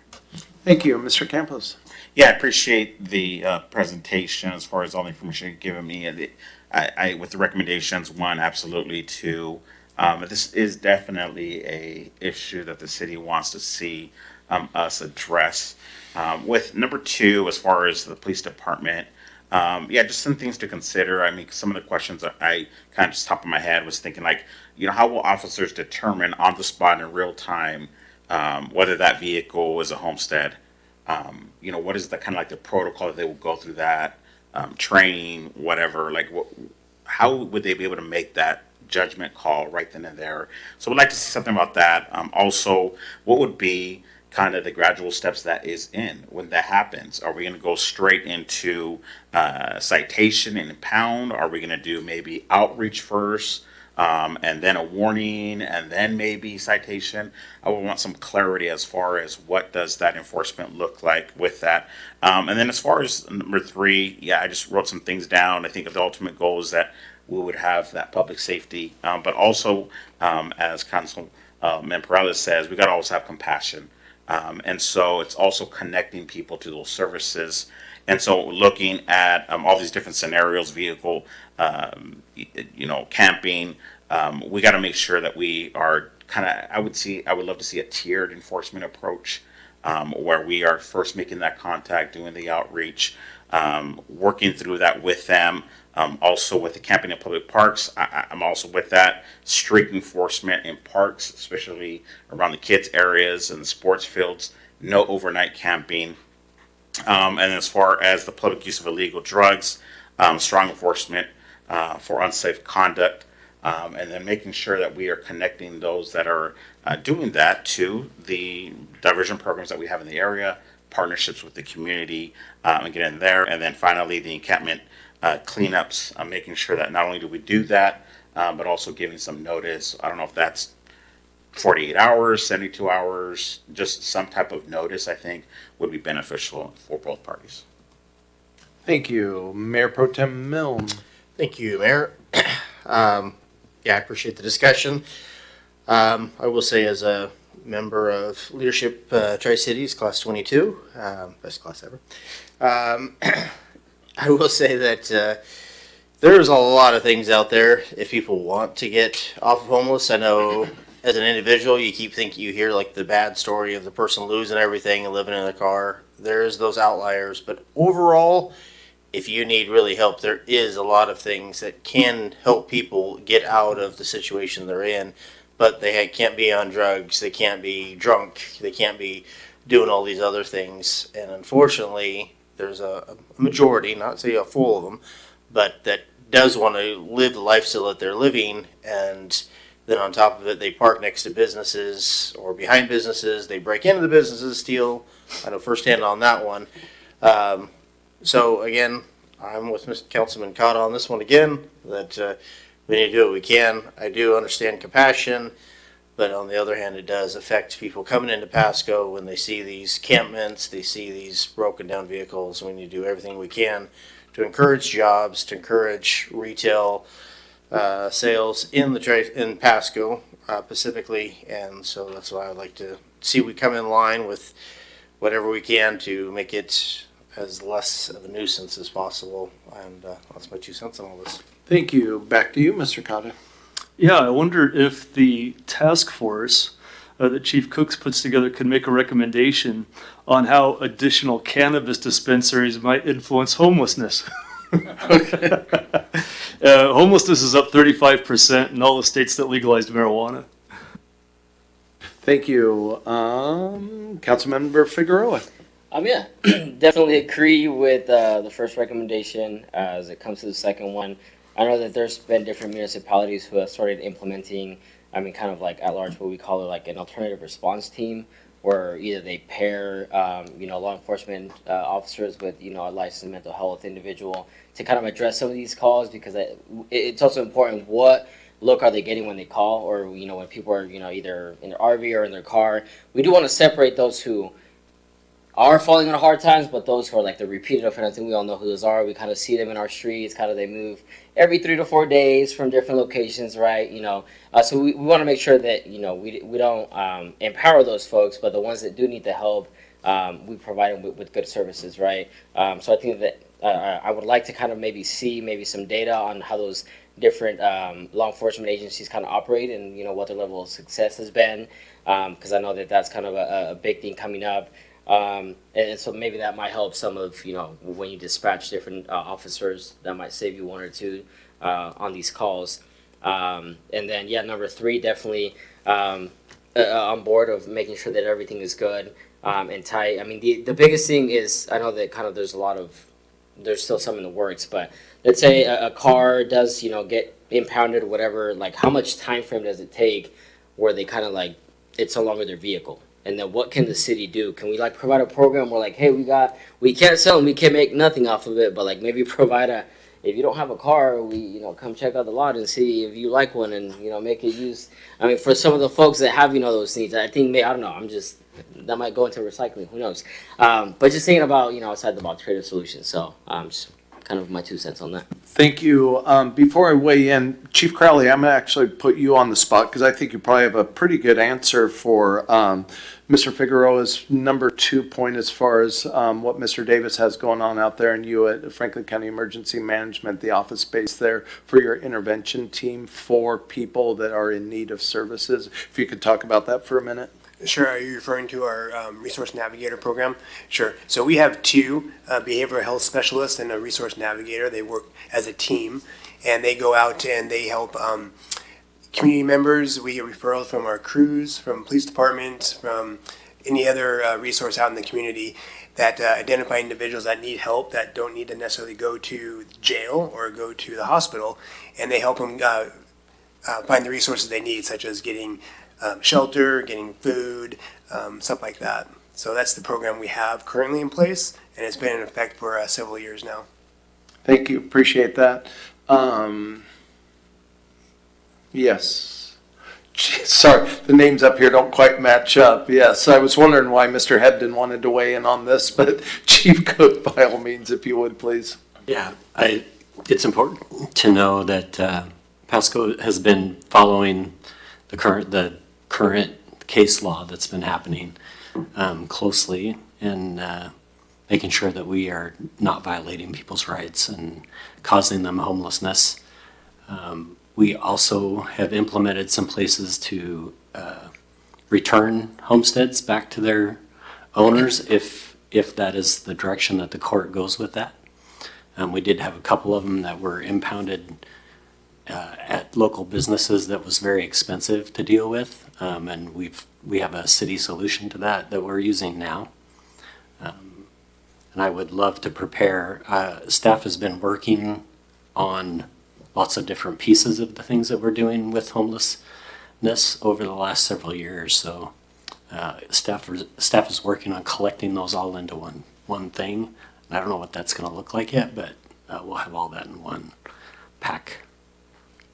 Awesome, thank you. Before we go down to you, Mr. Cotta, just want to make a couple of comments here that, we truly believe, I think we all believe our public spaces belong to everyone. Parks, sidewalks, right-of-way, all citizens, but that doesn't mean, compassion doesn't mean we should surrender our parks, sidewalks and all this. So I don't think any of us up here are thinking about just looking down, our nose at them. I mean, they are also image bearers of the Almighty and deserve the utmost dignity and respect we can do them. And Chief Cook, I appreciate, I know your officers, and if Mr. Campos is looking for something, some specific stuff, I think that'd probably be helpful for all of us. But I think, from my understanding, that is where you guys really begin, is trying to find resources, trying to solve a problem. And of course, that's what the Columbia River Recovery Center is all about, that third avenue rather than a hospital or jail. And I appreciate the Navigator program, and I believe the last time we got a presentation on that. I mean, yeah, I am kind of disappointed that, here the government is the safety net, unfortunately, not, that's when friends have failed and family has failed and neighbors, and, that people can't find help in churches. I mean, it's is worrisome to me at sometimes, that it's the government. I wish some of those other entities could be the answer. But like to Mr. Milne's point, there are a lot of those types of entities and organizations who do love on people, who do have compassion on people. But, it doesn't mean enforcement, it's not cruelty. I mean, it is a foundation of law and order. And I think we have to have those in our parks, in our communities, because they are for everyone, and people shouldn't be scared to not use them because of that. I believe heart and backbone can coexist. I mean, I work with the homeless every week, and to a lot of the points that have been made up here, there are some people that through medical bankruptcy or just medical conditions. I mean, yeah, they're outliers, and there's even sometimes, a few more than those, but yet I talk to a lot of people in my work with the homeless that they don't want to give up those things. They do want to remain those, and so, those are the people that maybe need more encouragement to, find some of those, but I appreciate and agree with just really all the comments that have been made up here. And before going to you real quick, Mr. Cotta, Mr. Palm, one question for you. It would just be, in the notes here as I was going over this, I'm just curious about the constraints here, talking about a ruling in the Spokane litigation could restrict or complicate enforcement authority under the Washington Constitution. But how would that affect the Grants Pass versus Johnson decision? I mean, at that point, what has the higher precedent, I guess, if you will, that Supreme Court ruling, Grants Pass versus Johnson, or what's happening here in our own state? And how would that play out if that ruling came back and put us back pre Grants Pass versus Johnson? Well, as a city in Washington, you have to be in compliance with both the federal Constitution and the Washington State Constitution. And while the federal Constitution might say a city can do blank across the nation, the Washington State Constitution might say something different on that exact point. And so, and I'm happy to provide a much more deeper analysis into this. It's not like the two constitutions conflict. There's not a conflict. And if there was a conflict, the federal constitution trumps because of the supremacy clause. Really what it is, it's more along the lines of the federal constitution establishes a floor. The Washington State Constitution can establish a more restrictive floor so long as it is within the bounds of what the federal constitution allows. I would also make a point, and this is something actually very important in this, is that states have something called police power. We all know about the First Amendment, the Second Amendment, the Fifth, the Sixth. There's also the 10th Amendment. The 10th Amendment is the amendment that says that all powers not delegated to Congress, not delegated to the president, are reserved to the states. That's known as the state's police power. That allows a state to have potentially a more restrictive constitutional regime on something like this than what the federal constitution provides. Thank you, Mr. Palm. Back to you, Mr. Cotta. Just in regard to property that we share with the county, I would imagine we'd want to include some cooperation with the sheriff's office on how we organize these policies. Because I imagine, because of the donut holes we have, it's going to be an issue too. So I just want to throw that in there. Thank you. With that said, does anybody, the steps here they're looking for, 1, 2, and 3, does anybody disagree with those, or are we happy to move forward with those? Looks good. Okay, Mr. Stewart, you good there? Near unanimous. Okay, well, let's keep moving here. Letter C, traffic safety unit. Oh, yes, sorry. Thank you. Yes, most of them cleared out by now, but thank you. There still are a couple, Mayor. No disrespect meant. Thank you, Mayor Pro Tem. Would anybody in the audience like to speak on this issue? Thank you for the reminder. Good evening, everybody. Thomas Granbois, Big Maple Properties, downtown Pasco. Thanks for mentioning that. I wasn't planning on saying anything until I just got called out. This is something that I live, eat, and breathe every single day in downtown Pasco, and it is a very, Mayor Grimm, to your point, it is a very complex subject, and I think that it's really important for us, like Councilmember Campos, like you mentioned, we have to take a multi-tiered approach, and sometimes have the carrot and sometimes have the stick, and I think some of the groups that it was mentioned that are out there, they're awfully quiet when these discussions come up. And I would like to see them come up here and talk a little bit more about what they're doing in the community, because I know a lot of our chronically unhoused people in downtown. Some of them are there because they want to be, some of them are there because they can't escape it, and some of them are there just because that's the way that they are. But I think it'd be good to have some of them come up here and talk and explain, what their capacities are and what they're dealing with on a daily basis. Now, Councilmember Milne, to your point about funds being out there, I've housed people through MRJN, through CAC, through HRC, through Grace Collective, through DSHS, the whole gambit, and it's really fascinating because people who are teetering on that edge aren't necessarily eligible for these funds, and quite often these funds, they come in waves. So there may be funds available this month, but then there's not funds for the next 2 or 3 months. And these are taxpayer funds. So I think it's important for this body to understand, we talked about legislating for the whole, for everybody in the city, but also about as yourselves, when you vote at the state or the federal level, that also impacts what happens, trickles down here at the state level, because a federal government can decide, well, we're going to axe these programs, or a state government can as well. So I think it's important to take a look at that as well when you're voting. Thank you very much. Perfect. Thank you, Mr. Granbois. Anybody else for or against, or any thoughts want to speak on this issue? Going once, Going twice, 3 times. Now we're going to move on to letter C, Traffic Safety Unit Funding Program. And for this, we're going back to you, our newly appointed oath-taking Chief of Police, Brent Cook. Good evening again. Good evening, Council and Mayor. I think the presentation is not available, but I am good with moving forward with this verbally. An introduction to this concept. This is an opportunity to present to you about the traffic safety topic. I know that's been on Council's mind and continues to be on our community's mind.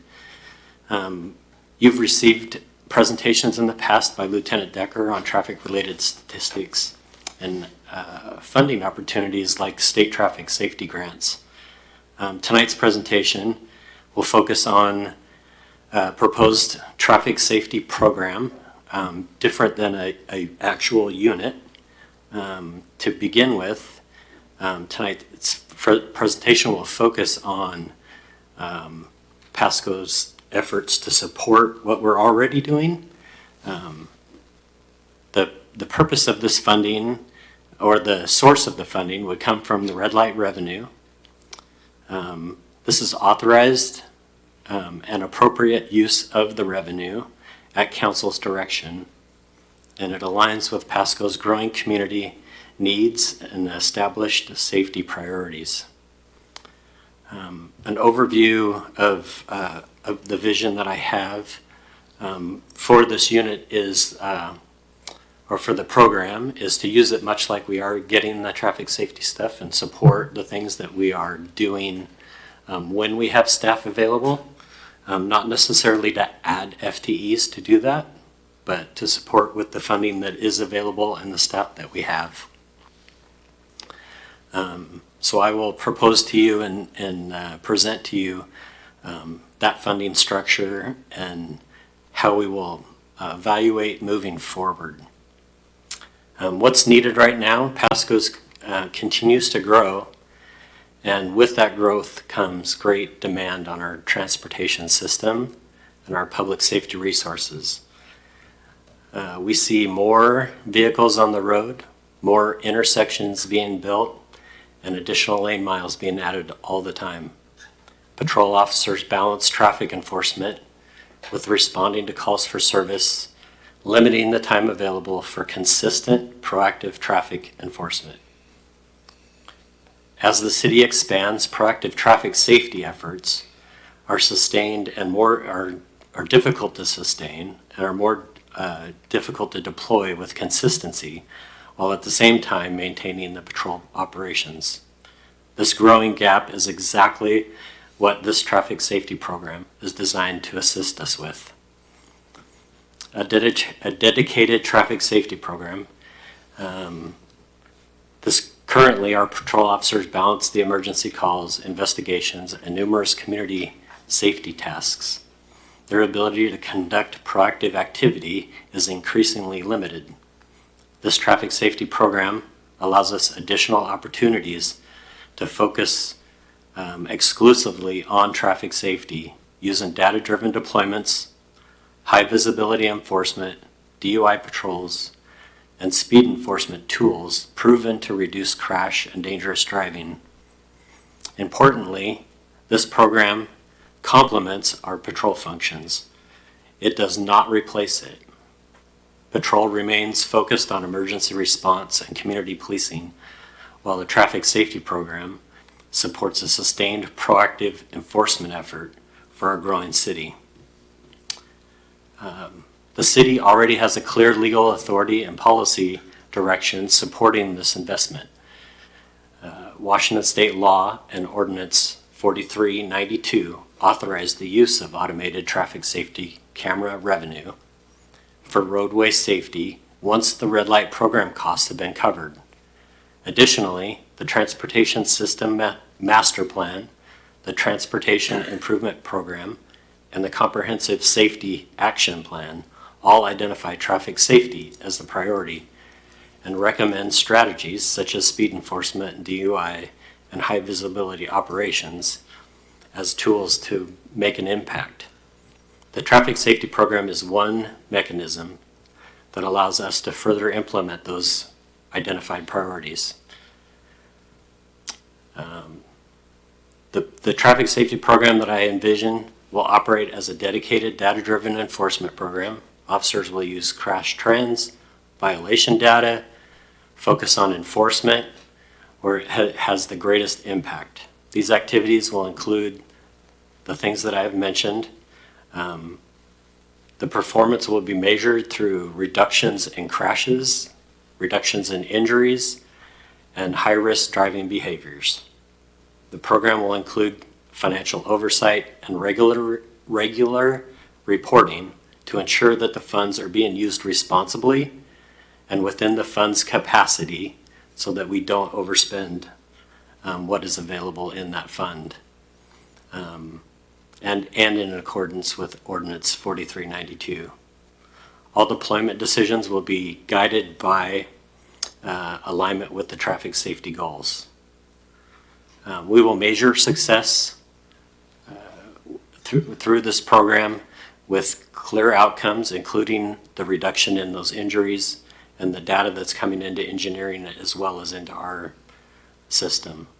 Decreased speed, impacts on impaired driving, and those increases. Let's see. We'll also measure how effective we are impacting the school safety zones. These metrics will allow us to make good sound judgments.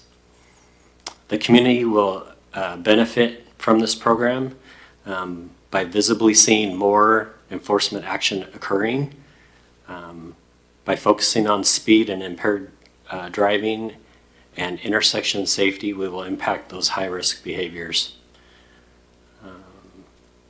Ultimately, the goal is to make Pasco streets safer for everyone who's working and living here and traveling through our community. This traffic safety program will be funded entirely through the automated safety traffic camera revenue. We will pay for the cost of those cameras first and then evaluate what revenue is available for us to do enforcement with, and we'll use that. No general dollar funds are proposed to be requested at this time, and staff recommends approval for the use of those funds for this program. I am happy to answer any questions that you have. I think one of the questions that is important is the fund currently has about $750,000 in it. I've talked with engineering, and Maria, Sarah, and I agree that both of us have access to those funds, and that it's important that is a plan moving forward for the safety of our community for the best use of those things. And so that oversight will be watched.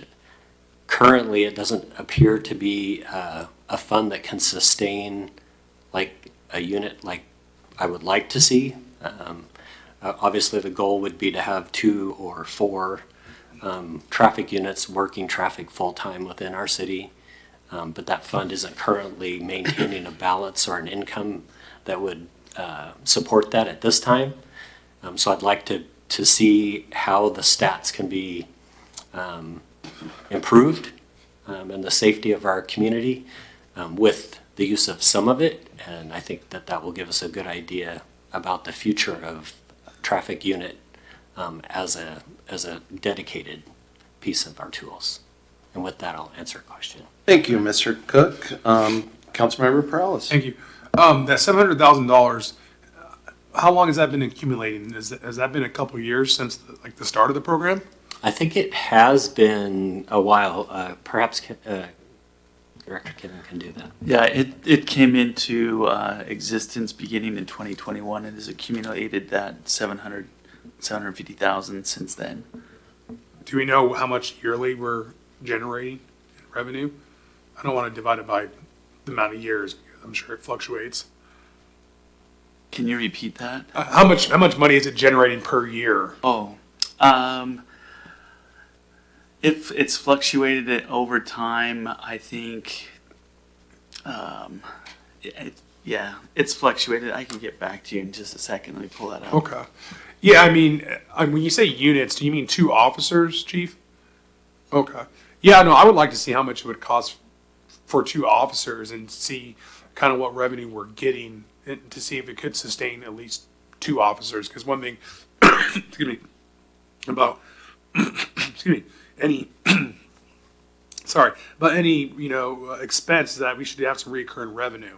And I mean, if it seems like we could probably get 1 officer paid from it, at least 1 officer is better than nothing, because I kind of feel like it's kind of like a switcheroo. It's like, well, hey, we're not using general fund, but, well, I mean, if we're making money off this, I hate using those terms, but, if we're generating revenue that could pay for an officer or 2, I think we should look into that.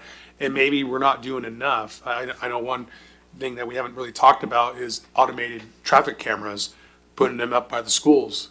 If we can get the cost of how much that's going to cost to kind of put 1 or 2 of those up with that new legislation, and perhaps that can bring in more revenue too. Again, it's about changing people's behavior, but also we can bring in revenue that can help pay for some of the stuff that's more self-sustaining. But obviously, right, if it has the effect we want, the revenue is going to go down, and so I totally understand that. And so I think I just want to see kind of what revenue is at our disposal to use without having to look to like a levied lid lift. But that's a discussion maybe perhaps we need to have as a growing city. So I can get that number if you have it right now. You can give it to me later. It's not a huge deal. Yes, I have that for you. It's about, for the first 5 years, 21 through 25, it was about 166,000 in surplus revenue above the expenditures. That trend is in a downward motion for now. So, those first years were higher than what we're seeing now as far as what was left over. Thank you. Anyone else? I will chime in then. Chief Cook, I appreciate you bringing this program. This was kind of a dream that I had ever since getting on council, just knowing I have kids coming of age and beginning to drive. And as I've mentioned before, you can sit at a lot of stoplights in Pasco and holy smoke, somebody goes through so late and you're like, wow, they were late, and then count about +3 and here comes somebody else through there. So yes, I would love this. When I first brought it up, I guess what, just I envisioned, obviously I'm no law enforcement expert, was maybe closer to what you have here, where maybe it's just an extra officer on duty who's not on the 911 program, who kind of, as your report or your presentation saying, is just dedicated to traffic enforcement, like you're saying, including distracted driving. I saw could probably be added to that list too. So I know, that was kind of where my thought went. And then I know kind of the broader discussion amongst staff and council went towards this whole kind of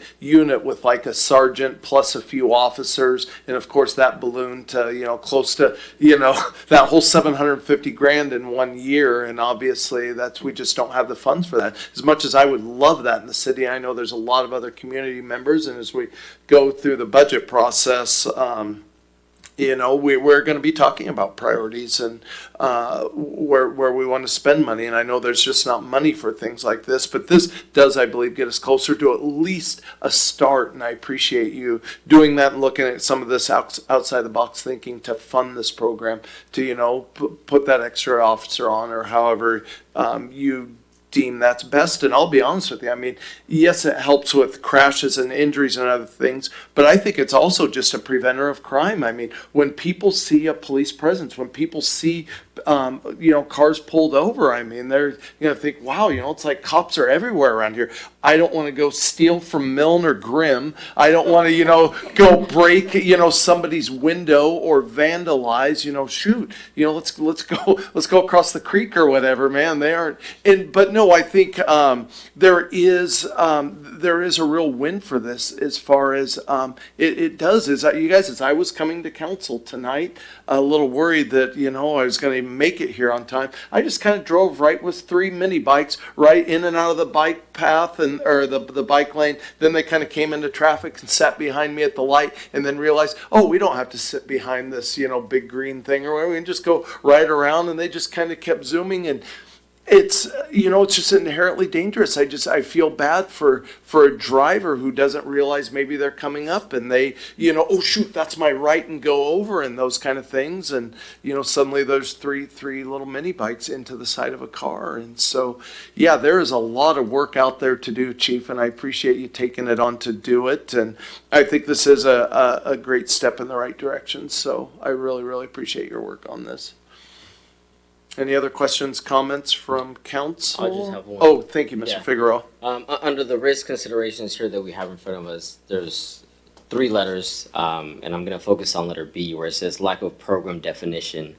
What steps are you all taking currently to provide measurable outcomes for this unit or program so that we can make it more solid? So I envision it looking a lot like the statistics that Lieutenant Decker brings back from the emphases that they're doing on DUIs and those kind of things. That dedicated person is going to be logging all of the things that they're doing, and then hopefully our crime analysts will be able to look back at the data that's happening after that and seeing if there's change in that data. Does that answer your question? Thank you. Anybody in the chamber want to speak on this issue? Traffic safety, going once, going twice, 3 times. Let's move on to letter D, ordinance extending moratorium on essential public facilities, secure community transition facilities. And for this, we're going to you, Mr. Raymond. Good evening, sir. Good evening. Thank you very much, Mayor and Council. As you well know, the council and staff have been actively developing an ordinance related to essential public facilities and similar, including secure transitional facilities and similar uses. Back in February, a temporary moratorium was established that was intended to give the city plenty of time to develop regulations and engage in substantial public outreach. As we've continued in the conversation with council, specific direction has been received that require additional time to ensure policy directives are captured and the appropriate process is followed in establishing these new regulations. The initial 6-month moratorium expires on August 17th, which means it's necessary to renew the moratorium an additional 6 months in order to accomplish the work requested by the council. To extend the moratorium, we are required to hold an additional public hearing, specifically on the moratorium itself, which is scheduled for next Monday, August 3rd, to consider the moratorium renewal ordinance. And I'm open for any questions or comments you might have at this time. Thank you, Mr. Raymond. Questions, comments for extending the moratorium on less restrictive alternative housing, secure community transition facilities? Mr. Cotter. That 6 months went by fast. Yeah, just full support for extending the moratorium. Thank you, so we can figure it out. Anybody opposed to that? Nope. Let's hear from the chamber. Anybody want to speak on extending or not extending the moratorium? Going once, going twice, 3 times. Moving on, number 7, miscellaneous council discussion. Mr. Stewart. Mr. Mayor, members of council, just keep it brief this evening. I only have one update, and that is just a reminder that our National Night Out celebration is coming next week, August 4th, on Tuesday. There'll actually be 2 events. There'll be one at 2:30 at Tierra Vida and another one at 5 p.m. out at Giza Stadium in partnership with our Dust Devils team. So I would invite the public again to come out, celebrate our officers, and learn of the resources that are out there and available to help when needed at both of those events next Tuesday. And I'd stand for any questions if council has any. Thank you. Anybody have anything for Mr. Stewart? Anybody have anything else they want to discuss? Mr. Figueroa? I just want to say thank you all for a lovely discussion today. And I think that as we talked about this, I met with a few residents, and one of the biggest things that they really pointed out is that this council isn't afraid to tackle hard decisions. And so I want to share that word with all of you all, because I know that from the first meeting that we kind of had back in January, it was just, a lot of big, heavy topics. And so I just want to commend each and every one of you for the work that you're doing. I understand it's not easy and the toll it takes on family and everybody else. But truly, we have the heart of the city in mind, and I think that, you know, people respect that and they acknowledge that. So I share that with you. Okay. Anybody have anything else? Speaking of the toll that all of this puts on people, I want you guys to consider something real quick for the sake of staff. We continue, staff is in the middle of budgeting, trying to find us about $12 million. They're in the middle of a comprehensive plan update. We've added more stuff even tonight, plus everything else we have. And I want to see if there's any kind of, I guess motivation or something until perhaps like the end of the year to just really, I guess part of it's just respect for staff in their time, and the executive branch of our government in their prioritization is when any of us send like emails or responses or phone calls from all of us, including myself, give them the opportunity to prioritize them as they see fit. First of all, I think statutorily we can't really, I mean, we can set, policy and other stuff, but as far as like the day-to-day prioritizing, leaving that to them. And I guess in a sense, basically saying if,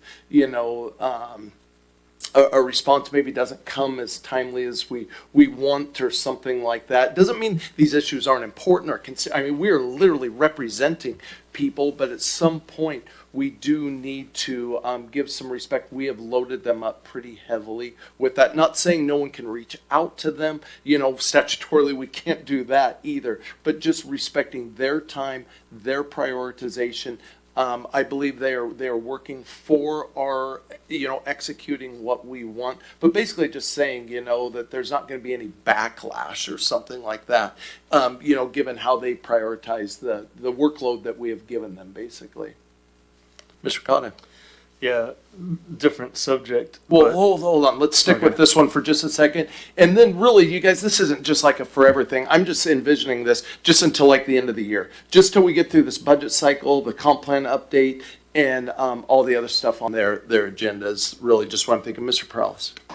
So what you're asking is for me to quit sending emails on Nope. Friday, Saturdays, Nope. Sunday. It's no. It's none of our business. People Yeah. can send whatever they want, but just giving them the opportunity to really, just prioritize as they want. Because you're not the only one sending them emails, believe it or not. I've been thinking a lot about that, and there's only like a handful of issues that I think I would like to explore. From my vantage point, animal shelter, homelessness, speeding, and honestly, flock cameras has been a big issue that people have been calling me about, and taking the pulse right now of my district. And so those would be my kind of 4 issues, and I won't bring anything up till the end of the year. Yeah, and just to bounce off of that a little bit too, or to jump on that, we do have a retreat coming, I think, too. Lauren is trying to put together too, but then just really to where that we're not asking staff to, go after maybe all of our individual requests or whatever. Then that way, we decide as a council and say, hey, this is important to us. This is something we really, would like to see you spend some time on or whatever. Just because we have asked them to do a lot already, and they are working their tails off for trying to pull this off for us and really our constituents or whatever. So just wanted to see if there was a appetite for that. Mr. Campos. Yeah, I like the idea. I think that one of our biggest pushes and kind of just directives is that we do balance this budget. And so we have to give them opportunity to do that at our directive. And so I'm definitely in support of that. Okay. Thank you, Mr. Figueroa. Yeah, absolutely. I'm in support of that too. Maybe perhaps if we do bring issues, I know that, when I was working for a nonprofit and I was kind of helping with the state director, there was always a lot of stuff coming my way. So I would always say, hey, can you label it or code it? Can we do like P1, P2, P3? Meaning P3, if you get to it, it's fine. It's just there. I acknowledged it. I'll put it on the board. But like P1 is like should have been done yesterday, right? Which I believe staff is doing great, phenomenal work, taking care of all that stuff. So perhaps that can be something among us that we can label it. Hey, I have this issue, but it can be on the queue on the wait list for a couple of weeks or a couple of months. Yeah, and at some point, I don't know, Mr. Palm, I think there are, and I don't know this, I'm not a lawyer, I'm not a police chief expert, and I'm not a lawyer, but I think, there are some things that, we can say like this is important to us, but we can't prioritize necessarily their day-to-day workload. And not to put you on the spot, Mr. Palm, but maybe you do have some advice along the lines of this conversation, sir. Yes, Mary, you hit the nail on the head. You know, when you talk about roles, you as a council can set policy. You can say, this is the policy that which we want to see where the city goes. It is then up to the executive, in this case, your city manager, to then actually do the day-to-day to implement that policy. And you really do need to give him, you know, the space and capacity to do that administration.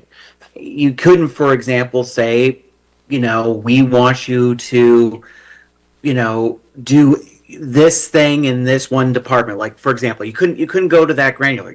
That is not your role.